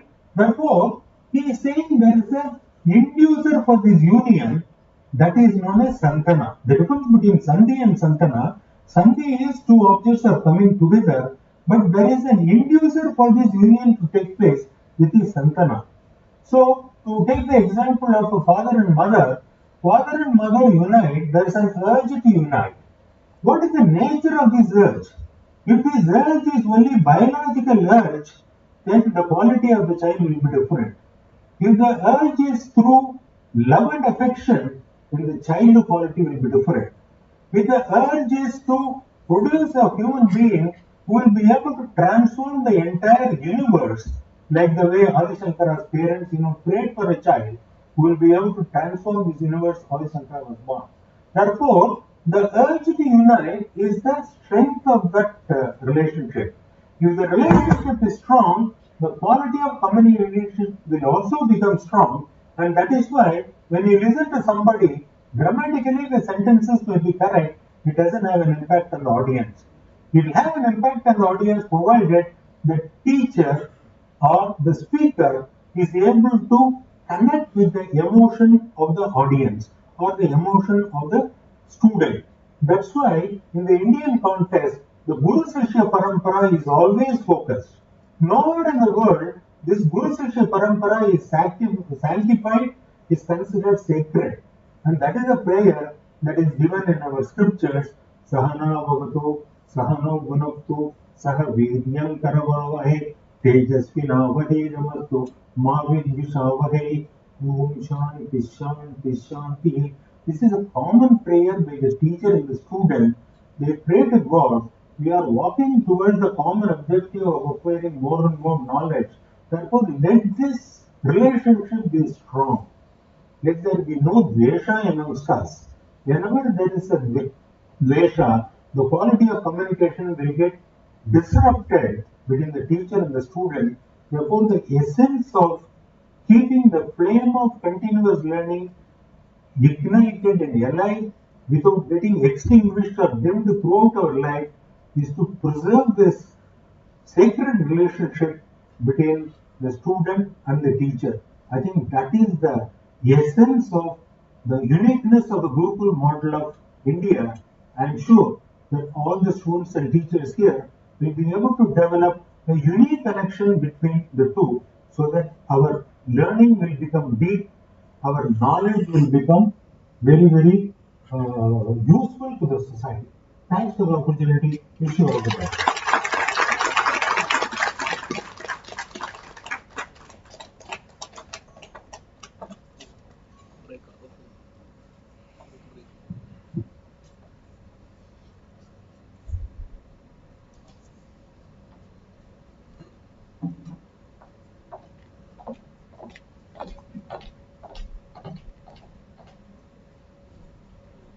Thank you so much, Dr. Jayashankaran. That was truly enlightening. I'm sure everyone has had a wonderful and enriching experience so far. We will be right back with much more thought-provoking talks after a quick 30-minute tea break. We are proud to present the 10th edition of TEDxNMIMS Bangalore in partnership with SEMA alongside our esteemed sponsors. Proven partner Beardo, True Beauty partner True Frog, Makeup partner Streetwear, Luxury partner Vivid Nature, Confectionery partner The Baking Room, Digital Asset partner Myra, Snacking partner Healthy Master, Knowledge partner Tegok Institute, Audio partner Skull Candy, Writing partner Wing Pens, Hydration partner Algae, Energy partner Red Bull, Color Counseling partner Brain Park, and our gifting partners Road to Life, Comma Products, and Kalakara. Thank you for supporting our mission to commune ideas worth sharing. I'd like to request everyone to proceed towards the exit doors where our volunteers would guide you to the venue. Thank you.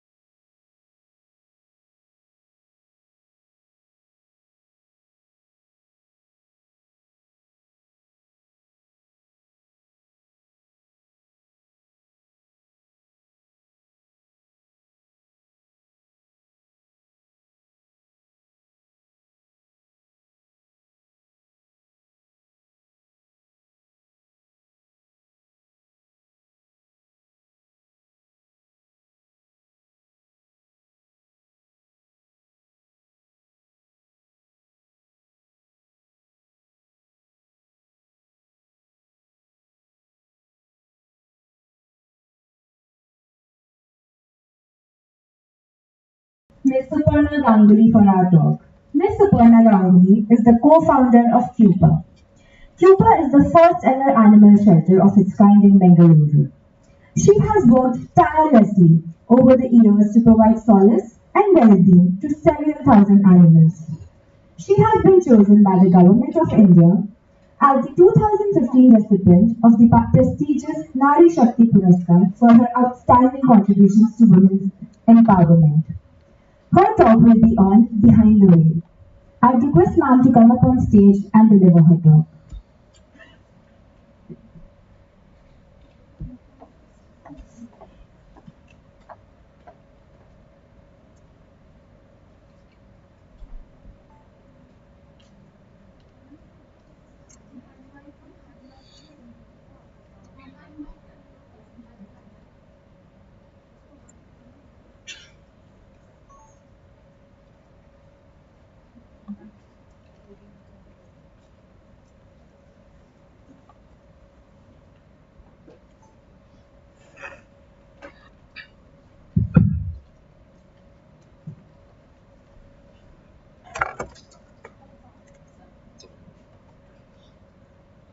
At the outset, I would like to thank all of you for giving me this incredible opportunity, and I'm absolutely humbled and totally honored to be here to share my thoughts and my life's engagement with all of you.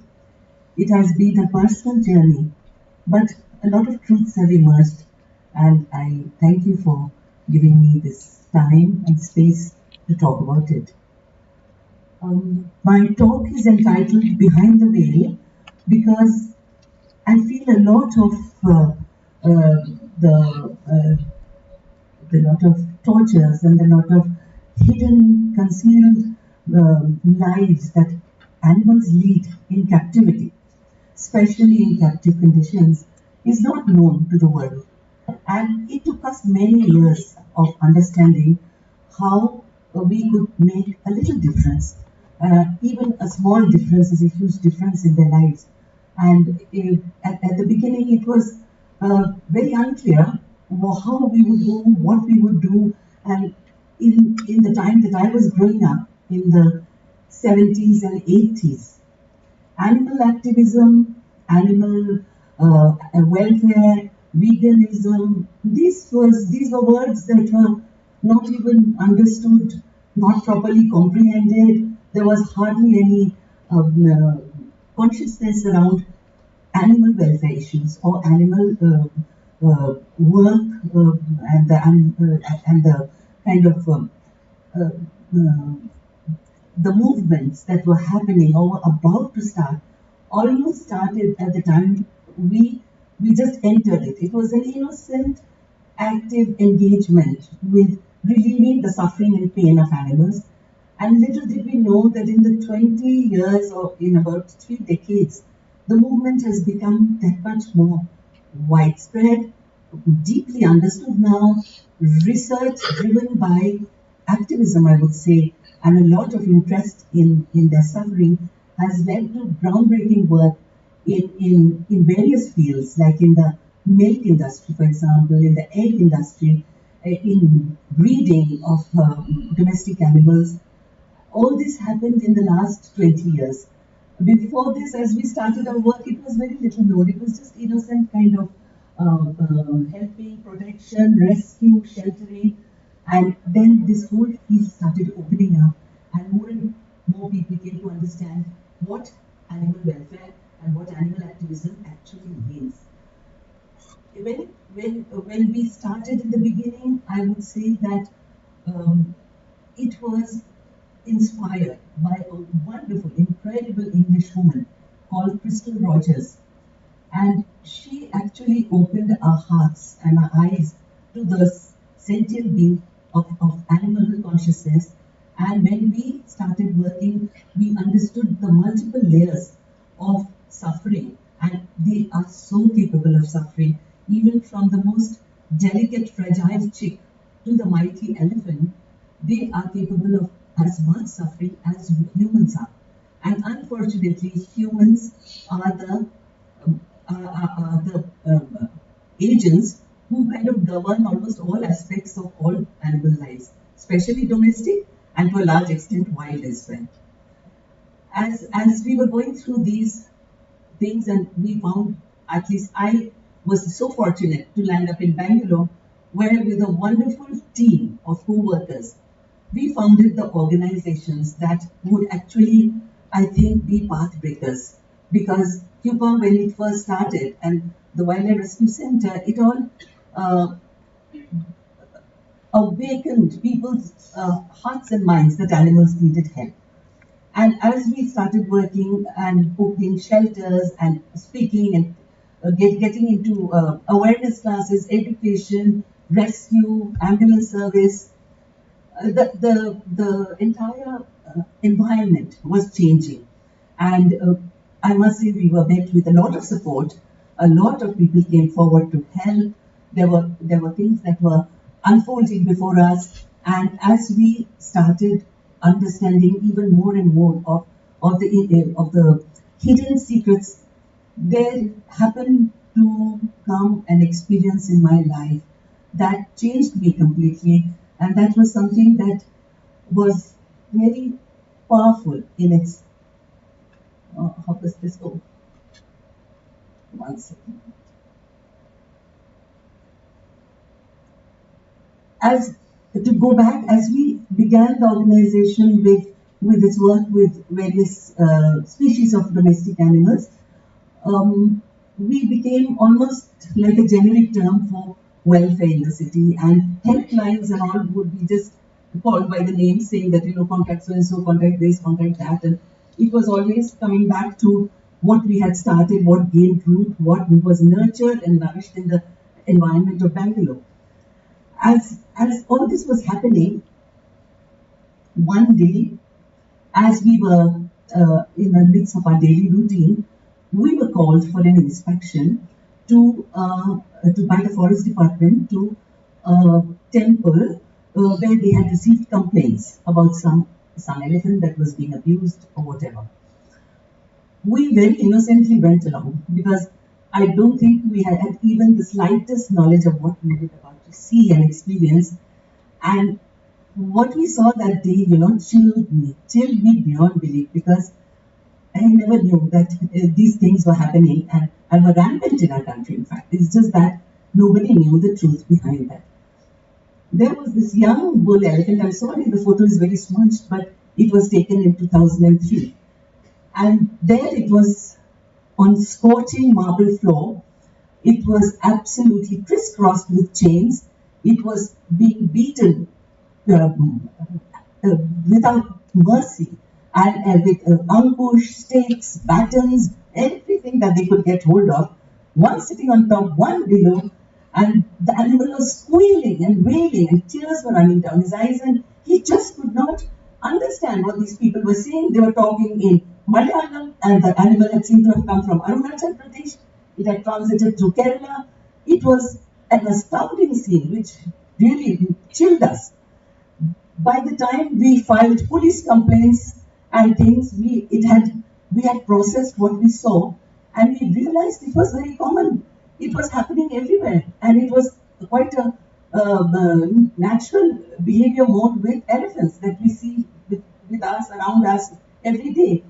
This was the kind of wounds that this elephant had been inflicted by the people, untrained mahouts trying to train it to kneel before the temple deity. Now, although we did file FIRs and what we thought would be the right thing to do, we realized that there was very little difference that we could make unless we knew the whole story. And information is power. Without information, we would not be able to change anything with regard to captive elephants. Captive elephants is something that you and I see often around us, not so often as dogs and cats, but often enough. When we were young, we took a lot of pleasure in circuses. We took pleasure in tourist rides. We saw elephants with a lot of, with a lot of glamour behind them. As we started embarking on our journey of knowing about captive elephants in India, I must say everything wore off. We were shaken to the core. We traveled for at least 5 years, visiting all the captive elephant situations which are prevalent in our country. And that included the hubs of Rajasthan. It included Assam, where the trafficking happened. It went onwards to Kerala, where there was a lot of brutality. We were inspecting circuses and then putting into force the laws that were never used before. And I'm proud to say that I think the little contribution that we could make, at least I could make in my life, was to make the story of the elephant, our real gods in chains, to be accessible to the public. After we published our reports, which are even now available on our website, we published about 56 reports on the condition of elephants in our country. And each report took on a very, very scientific analysis of what was happening, of how they were housed, their management regimes, their specific way of caring and veterinary care available to them. It was, I think it shocked the world. Can I come out of the circle? Is it okay? Okay. So I think it was really, really a shocking thing that people had never realized that the elephants that they loved so much, and I think with Indians there is a huge amount of unconditional love for elephants. But when we realize what they are going through, it's very hard to accept, and it's very hard to change mindsets. So we, in fact, started looking at images, and we tried to ask people to understand what are they seeing in that image, and do they think it's right or do they think it is wrong. Here was an elephant who was in our city, and she was living in this broken down car garage, and there was constant noise all the time, and elephants are very, very sensitive hearing. And she belonged to a religious institution, and she would be taken for begging every day. She'd come back and be tied here, be subject to all this noise and chaos around her. And it was a very routine daily affair, and nobody thought it was anything wrong. There was nothing incorrect in the way that such a large animal is being kept in the middle of a crowded city space. Her story is good. Her story was that after we ramped up our complaints and our letters and our appeals, she was finally confiscated, and today she resides at the Banalkhetta Park. Before the elephant that you saw was Girija Prasad, and I must say that he too is living as good a life as possible in the Sakridale camp in Shimoga district. However, what Girija Prasad went through with that abuse, he has gone through a syndrome of post-traumatic stress disorder, PTSD, which is very common with elephants. All elephants go through it because all of them have the most brutal lives from the time that they are born to the time that they achieve adulthood and they are used.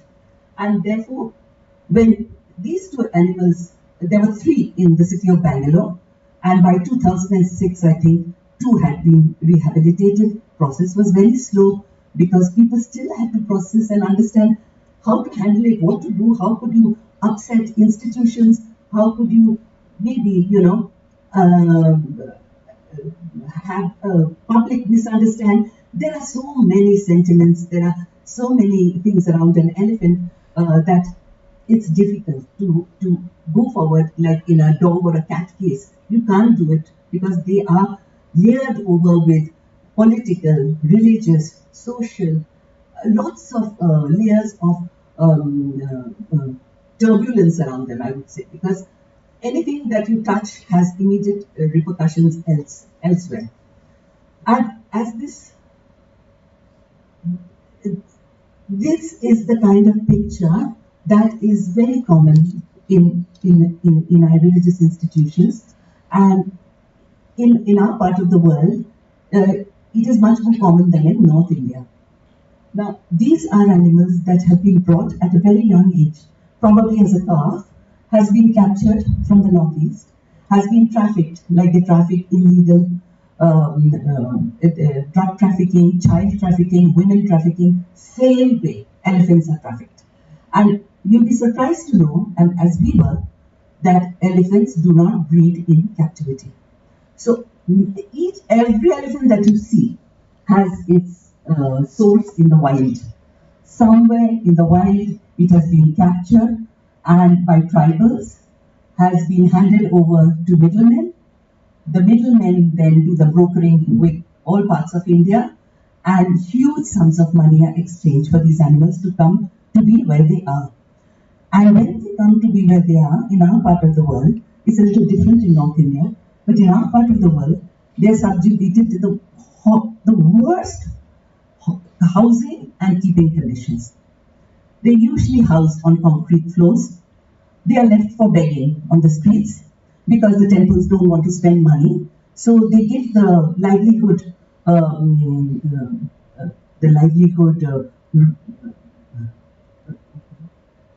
the core of the livelihood of the Mahout depends on the elephant.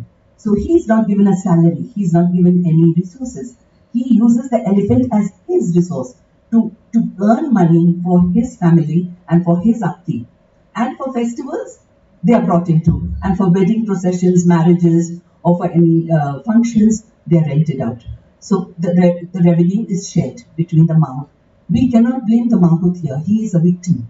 He is as much a victim as the elephant is.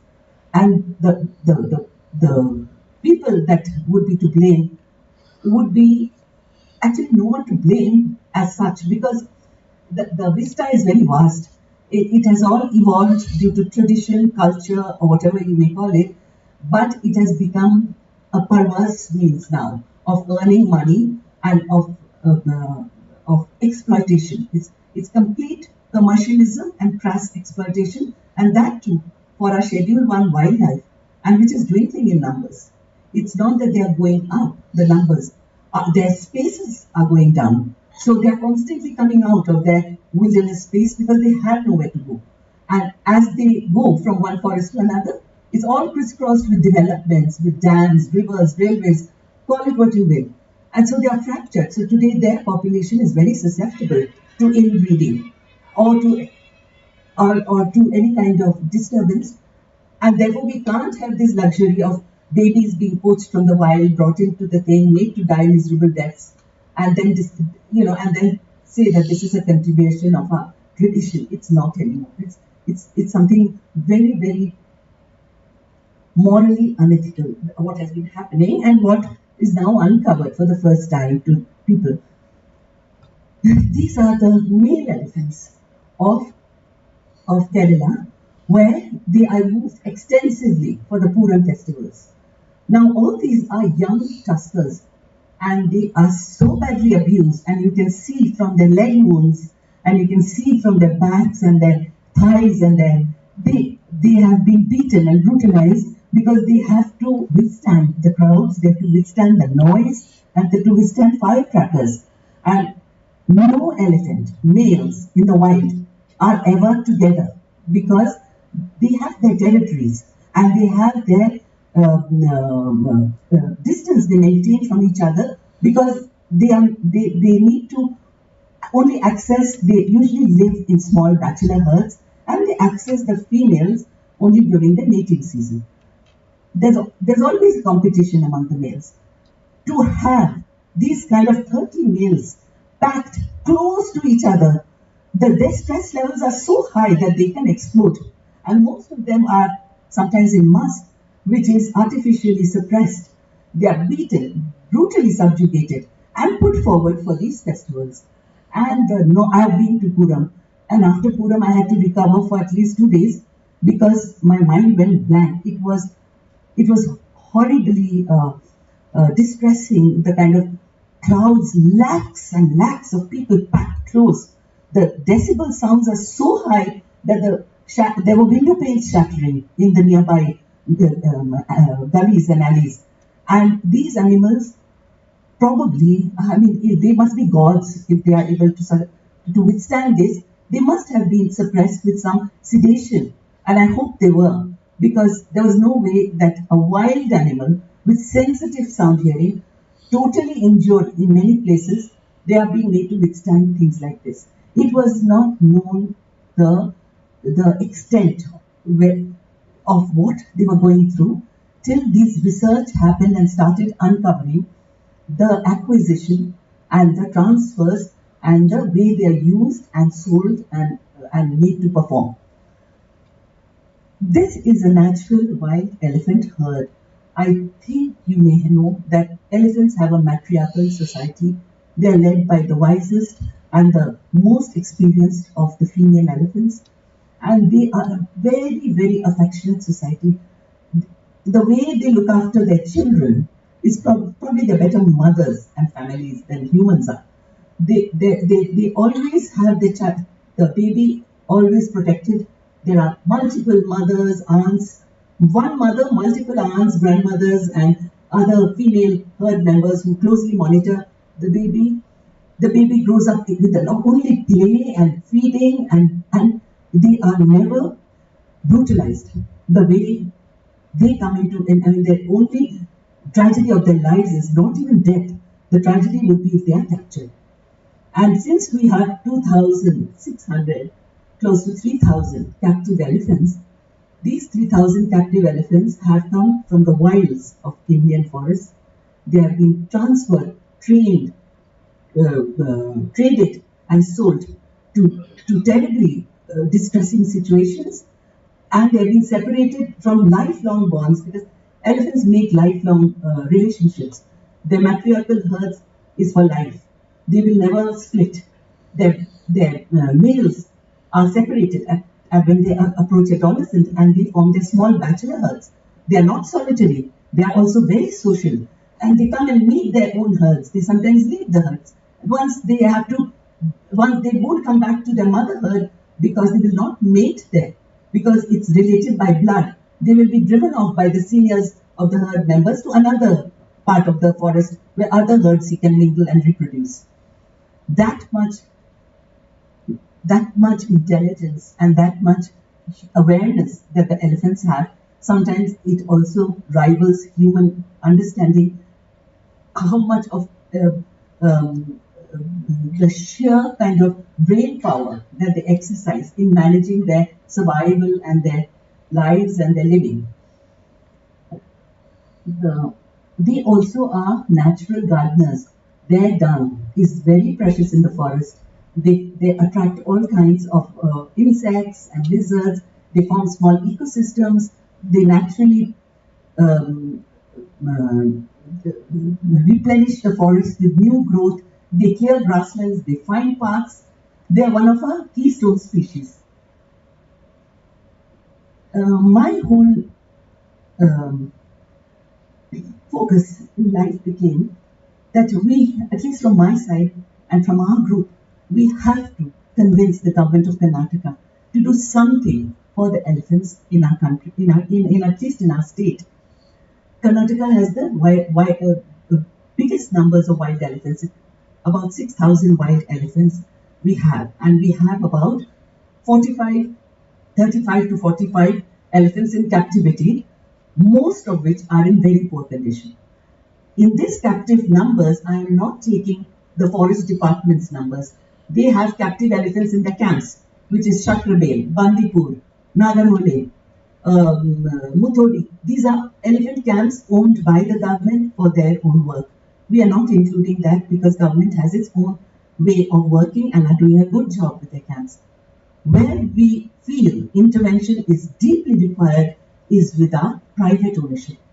Elephants in private ownership are in such bad condition that once you see it and you recognize the symptoms of PTSD, of their stress levels, of the way that certain elephants have become a risk to their own mahouts and to the temple devotees, we have to make the government change its policies and somehow try and see that they are slowly pushed and pressured towards having centers where these elephants can be brought in for rest, rehabilitation and treatment, and it has to be free of cost. As is, government is always short of budget, and therefore we can't tell them because they have their own numbers of elephants very high. They can't be taking in private ownership elephants all the time because they don't have the budget for it. So we started in collaboration with the State Forest Department of Karnataka. We started an elephant rehabilitation facility where it took us a decade to convince, appeal, fall at the feet of the officers, telling them we have to do it. This is the picture. This is what's happening. This is how you have to manage it. You can't let this be neglected. Finally, I think after this all growing old in the department, I mean, for a decade they must have seen us, haunting their corridors. They said, okay, we will start a center, but we will have to have an MOU where you will do entirely the administration, and we will assist you with everything else, which is the infrastructure and the land. And we were so utterly grateful because they did give us the most beautiful land. To our eyes, it's very beautiful. It may not be very ideal elephant country, but for old, sometimes sick, sometimes full of abscess, full of injury, we could not risk the presence of wild elephants. Anywhere that we go in Karnataka, there's huge number of wild elephants. And to have female elephants, there would be absolute, total, conflict. Not only with the elephants, but with the villagers. So we chose a place, and they were good enough to give it to us. And it is now under joint management. Thanks. It's under joint management. So I invite all of you sometimes to come and visit the place so that you see for yourself what can be achieved and whether it is possible to make it even more important and bigger and make it as a kind of a icon for the rest of India, where there are centers, elephant care centers, but very few in number. They cannot and are not able to manage the number that need help. And another thing is, I would appeal to you as my last prayer that please try and see and move away to elephant symbolism rather than the live elephant. We are so rich in symbolism. Hinduism, Buddhism, these traditions and religions are full of symbols. And that is where we need to capture the imagination of the public so that they don't want elephants live in temples anymore or in circuses anymore or anywhere where and in captivity they are abused. All that we can do is not enough. They have such complex lives that they are best in the wild. Thank you. Thank you so much.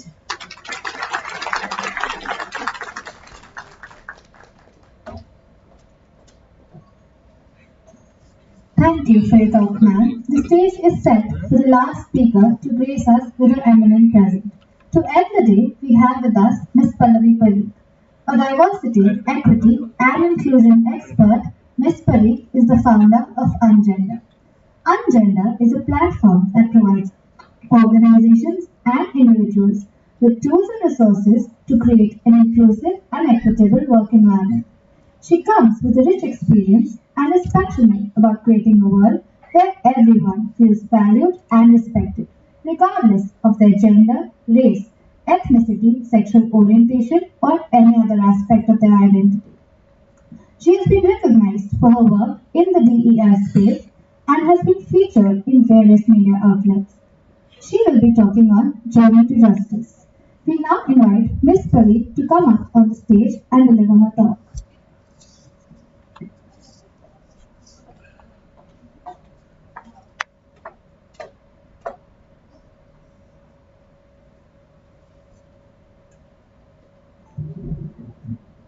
Alright, a quick check. Yeah, sound is fine. Thank you so much for having me here and letting me share something very meaningful, very relevant for the life that I have led until now, and something bigger than I hope by the time I'm done talking today, you all will take away with us. One line that I have been repeating for years to majority of the people that I have been meeting is law is not justice. I repeat, law is not justice. And one more time, because I want to make sure you take this message home. Law is not justice. In 1997, when POSH Act, Prevention of Sexual Harassment Act 2013, was proposed in the Parliament, majority of the people or most of the people thought that justice has happened. That was in 1997. Almost 16 or 17 years passed.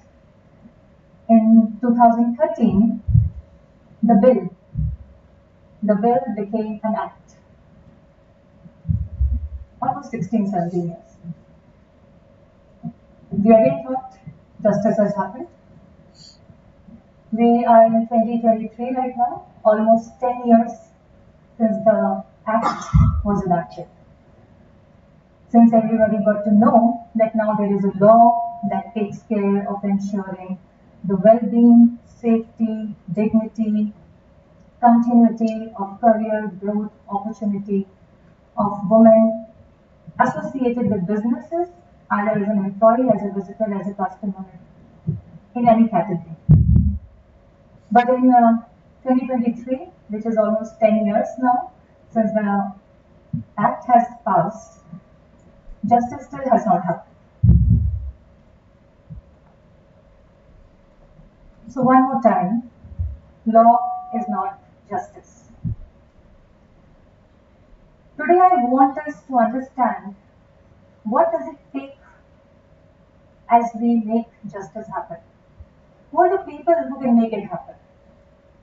Are these the lawmakers who thought that now that we have created these acts in different categories, when we enact them, then the society should be able to take care of other things?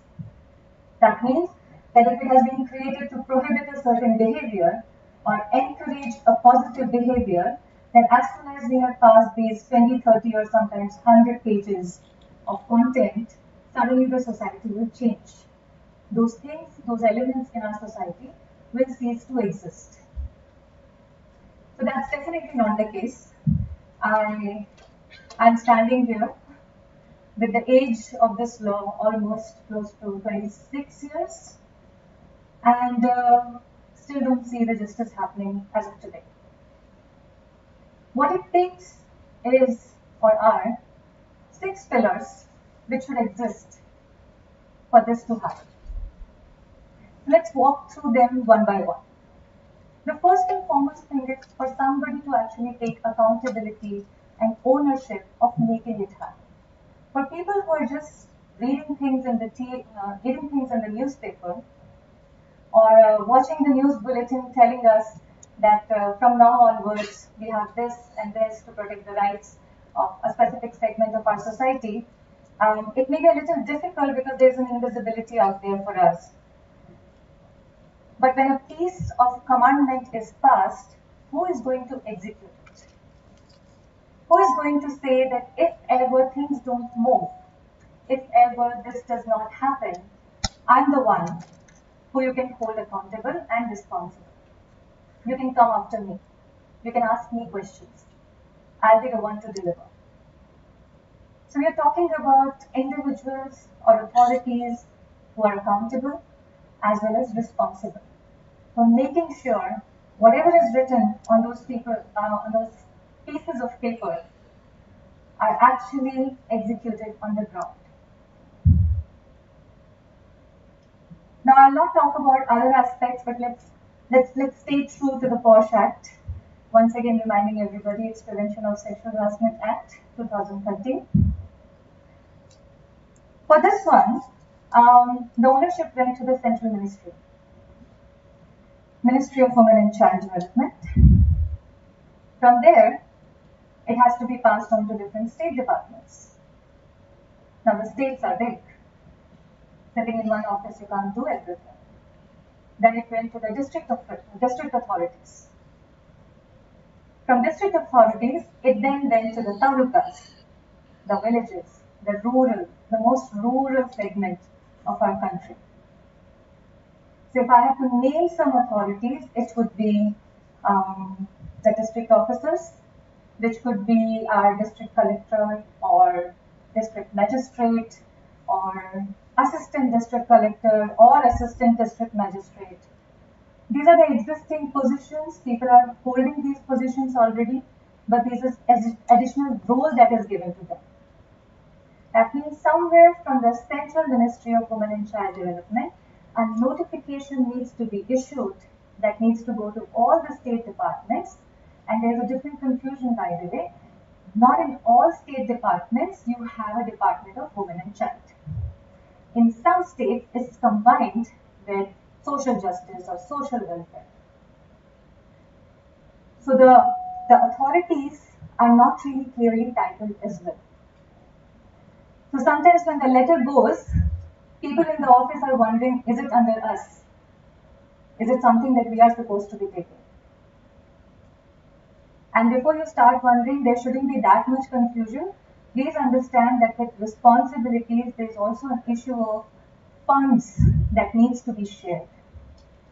The budget that gets allocated to each and every department now needs to be shared towards completing these responsibilities. The state department authorities are now going to appoint district level authorities. The district level authority is the most crucial element when it comes to this law. Because a district officer is supposed to not only ensure that all the employers, all the companies, all the businesses, be it organized or unorganized sector, they understand the legal mandate that they are supposed to be following. So imagine if you don't have the district officer, that district has no idea what they're supposed to be doing.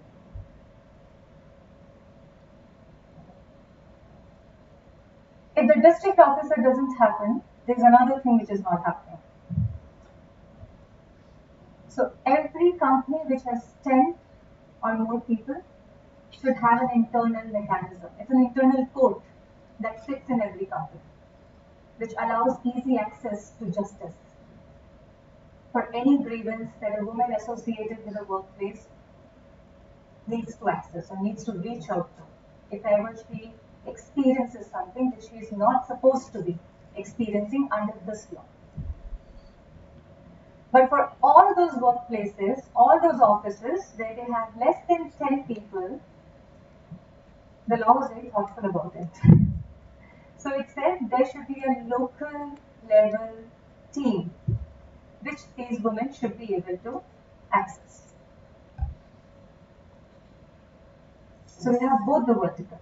You don't have to go to the court, you don't have to go to the police. You have an internal team and you have a team which is accessible to you at the district level.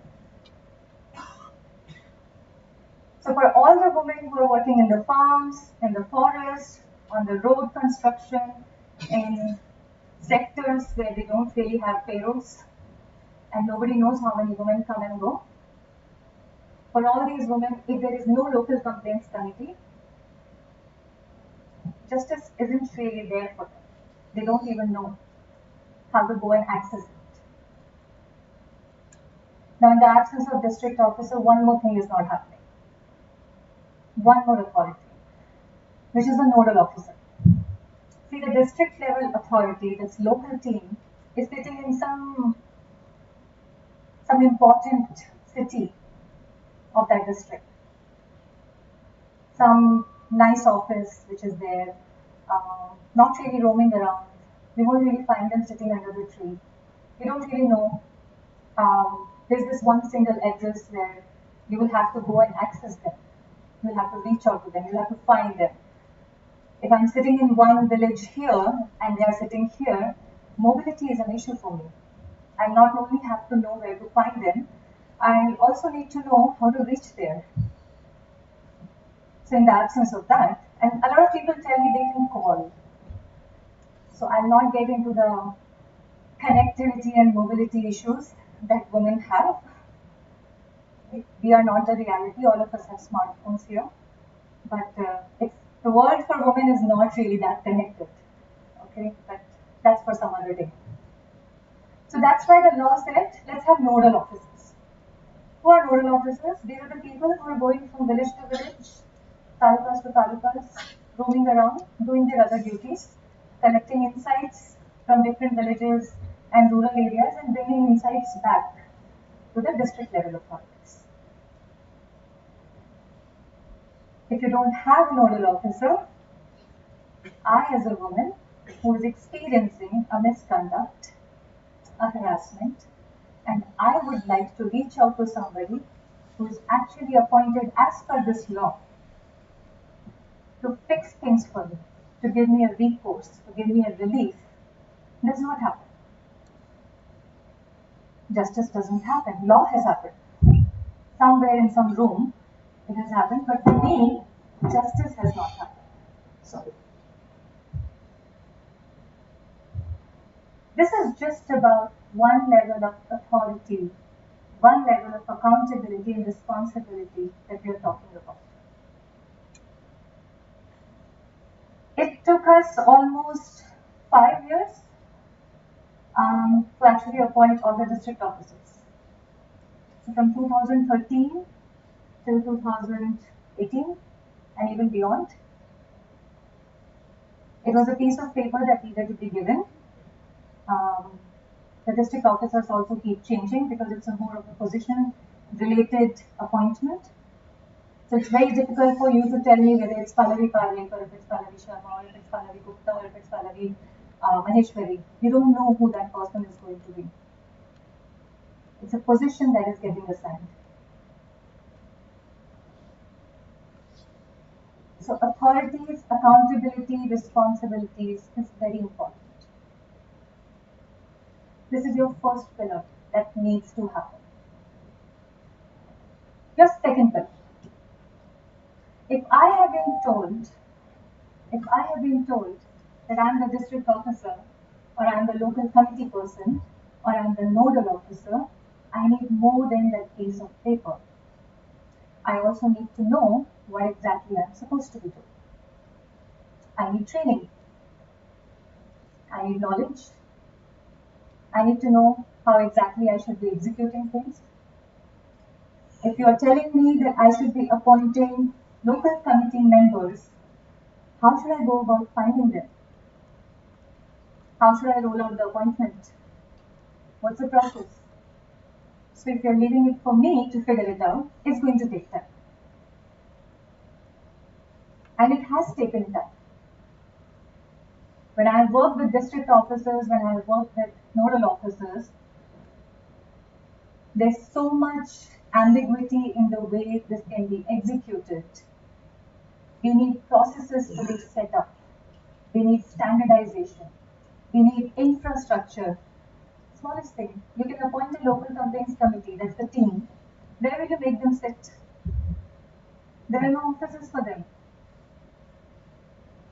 If ever a woman takes the complaint to them, where are they going to sit and do the inquiry?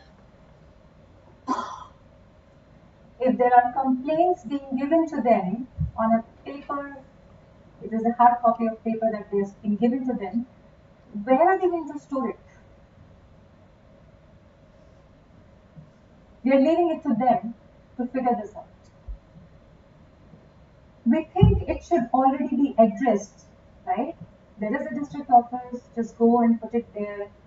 It's actually not. It's not that easy. It's not right for us to assume that all these things will be put in place already. So we need them to be trained. We need them to know exactly what to do. After all, when you are a local committee or an internal committee, internal or inside or outside the organization, you are now a special court authority. So there are a lot of powers that are coming your way. What you do is very crucial in the hierarchy of our judiciary. The decisions that these committees take or make can be challenged only in the higher courts. So, such a crucial role, does it not require training? Does it not require sufficient coaching, hand-holding, and letting them know that this is how you're supposed to be executing it or performing your duties. That's the second pillar. Third pillar, I think that's the reason I actually got into this field, was because my journey with this law started with identifying and filling the needs of this third pillar, which was expertise required to make this capacity or to build this capacity or to train the district officers or to put the processes in place or equip the local committee members with the required legal knowledge and procedural knowledge and behavioral knowledge of it. And that's where the journey started in 2014. That let's build the expertise. I'm not even going in the number of districts which are out there, but let's just look at a very simple number. We have, as per the number says, more than 10 lakh companies registered. And these are just the registered. I'm just talking about companies registered. I'm not even going in the LLPs, I'm not going into the societies registered, the NGOs, educational institutions, and of course everything else that's happening in the unorganized sector. Let's just look at the 10 lakh companies which are registered. Where are the experts to guide them? When we look at an employer, when we look at the head of an organization, to be able to deliver on their duties, or when we look at the district authorities, to be able to complete the assignment which has been given to them, they need help. The law is only 10 years old, not even 10 actually. So while there are a lot of, I'm sure, thousands, maybe lakhs of experts out there who have been working on ground when it comes to gender, sex, specifically women issues. We have a lot of them. When it comes to the intersection of understanding this law, business scenarios, understanding the policy framework, on-ground issues, behavioral aspects, this is an expertise which is actually pretty rare.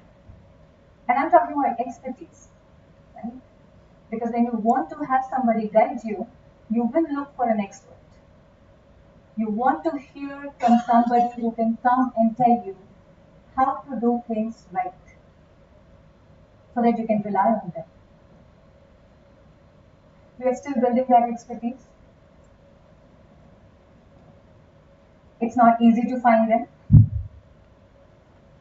It's still difficult for government when they roll out proposal programs or they invite proposals to come and do capacity building at different district levels or state level.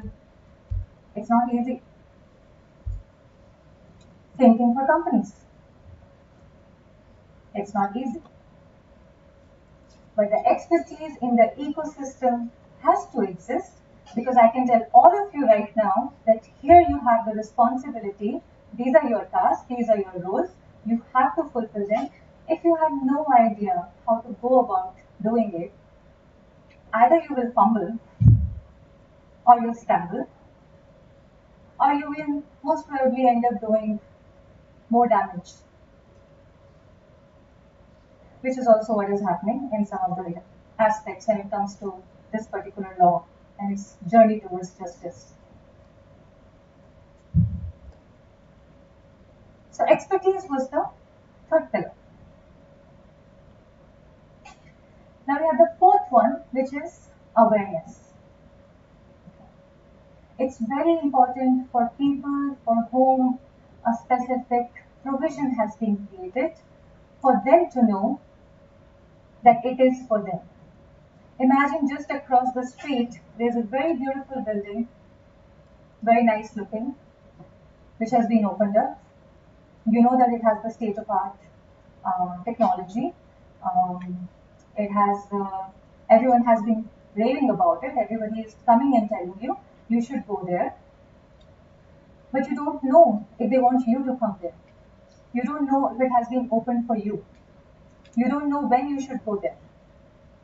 You have no idea if it exists to serve you. So the beneficiaries and awareness amongst the beneficiaries is very crucial. And we are humans we are talking about, right? I need to know that from the justice and from a legal perspective, somewhere it was recognized that this is something for which I have a right to be violated, and this is a provision that has been created for me to go and get a corrective measure. Do we have that? Not enough.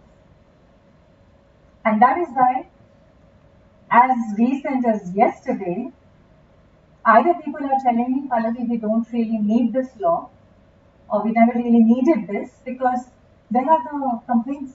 There aren't that many women who are complaining about it. So we didn't really need it. So awareness is important. The fifth and the sixth go a little hand in hand. And I'll combine that for you because they are actually pretty complementary.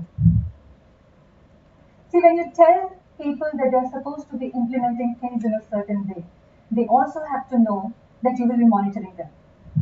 Be it the central, be it the state department, be it the employers, be it the district authorities, nodal officers, everybody. They need to know you're monitoring their performance.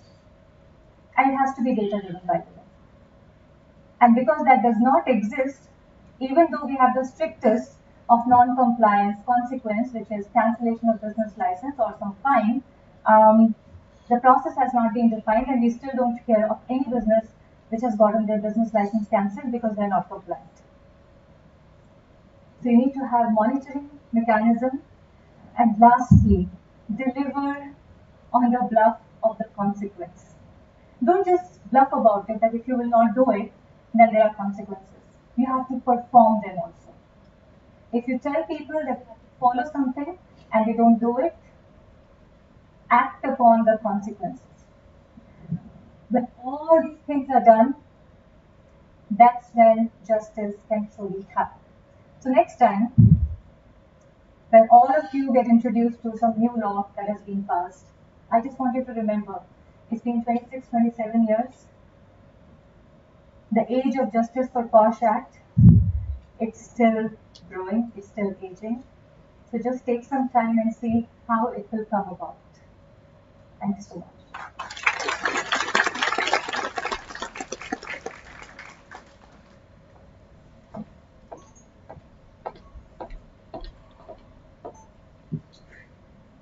Thank you so much, Mrs. Parikh, for your talk.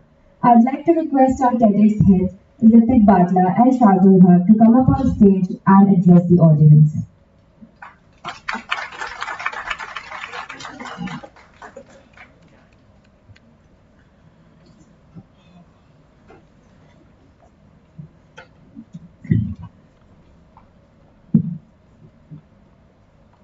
So this is not the first time I'm speaking in front of such a big audience, but indeed this is a very special one, and it has to come straight from my heart. Firstly, I would like to thank the administration of NMIMS Bangalore, Dr. Narayani ma'am, Eklavya sir, and Vishnu sir. We have been after them for quite a few months to get a lot of clarifications and rectifications so that we are able to conduct this event seamlessly. The PR said, who materialized everything, especially the junior team, who made this happen a great success. They were available from morning 9 till the late night, till 10 p.m. in the late night. Still, we got to have a great success for this event. Opportunities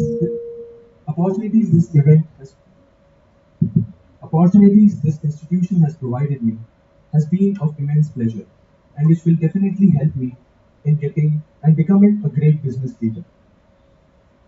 As this event comes to an end, I'm very much sure that the TEDxNMIMS Bangalore's baton will be passed on to the credible hands, and definitely we'll be having the 11th edition a great success.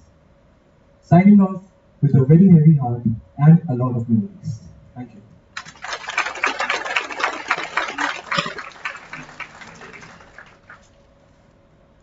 Good evening, everyone. 10th edition of TEDxNMIMS Bangalore, a milestone event for the TEDx series of our college. And it was more than an honor for Ritik and me to organize this event and bring this to reality. At TEDxNMIMS Bangalore, we believe that knowledge compounds. With this aim in mind, we have had speakers from various domains and have them at a single stage to share their ideas and spark meaningful conversations. And this will also enable the attendees to go home with much more enlightened thoughts that are compounded over various perspectives. On that note, I'd like to thank all our attendees who have come from far and wide to be a part of this event. Their engagement and open-mindedness has made this event all the more special and meaningful. I would also like to thank the entire TEDx community for their unwavering support and encouragement. Their belief in our mission to spread meaningful ideas has helped us or has inspired us to overcome our own boundaries of what's possible. Lastly, the critical part of this event, the speakers. Thank you for your phenomenal talk and being present and gracing us with your presence on the stage. We believe that your ideas will ripple out into this world and create a positive change in the coming days, weeks, and years to come. Thank you.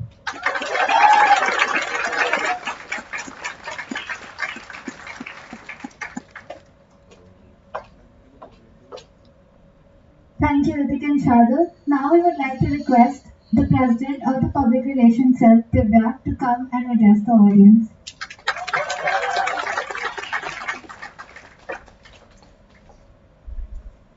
I would like to start off by saying I'm afraid. Not because I'm scared to stand here and speak in front of you, but I'm afraid this is going to be one of the best events the college has seen so far. And my team is going to sue me for the lack of modesty, but I only hope that the events going on get much better than this, pushing our college's name much more forward than it is today. First off, I would like to thank my team for endless nights of not sleeping, endless days of staying back in college, just working on the TEDx Carnival, the TEDx event today, on speaker curations, on finalizing the partners for the event, on finalizing the media outreach and whatnot. Our team has been toiling hard, and I only know that they will take the PR cell and the college to a much greater height the coming year. And I hope you guys enjoyed the theme today, and a very big thank you to all the speakers here today with us. Thank you so much. Without you, the event would not have been possible. A very big thank you to our Deputy Director, Narayani ma'am. Without you, you have been our guide throughout, and without you, this event would not have been possible. You have helped us push boundaries and think of, dream bigger, and have this event here with us today. A very big thank you also to Eklavya sir for being our mentor throughout, for bringing us out of just difficult times, guiding us throughout, and being our pillar of strength throughout. A very big thank you to Vishnu sir as well. You have been a big support throughout, and thank you to Archana ma'am, Rupesh sir, Pankaj sir, and everybody else that helped us throughout in the process. Thank you to all the attendees, small and everybody else. Without you, the event would not have been this successful. Thank you very much. And also a big thank you to our senior PR team, our seniors. They guided us through and through the last year, and without their guidance, it would not have been possible for us to pull off an event of this magnitude or scale. A very big thank you to our videographers as well. You have been sitting here for right from the start of the event to let's find out till when. But thank you so much for being here today. I would like to end off my speech by thanking my team one more time, because without them, none of this would have been possible. Thank you so much.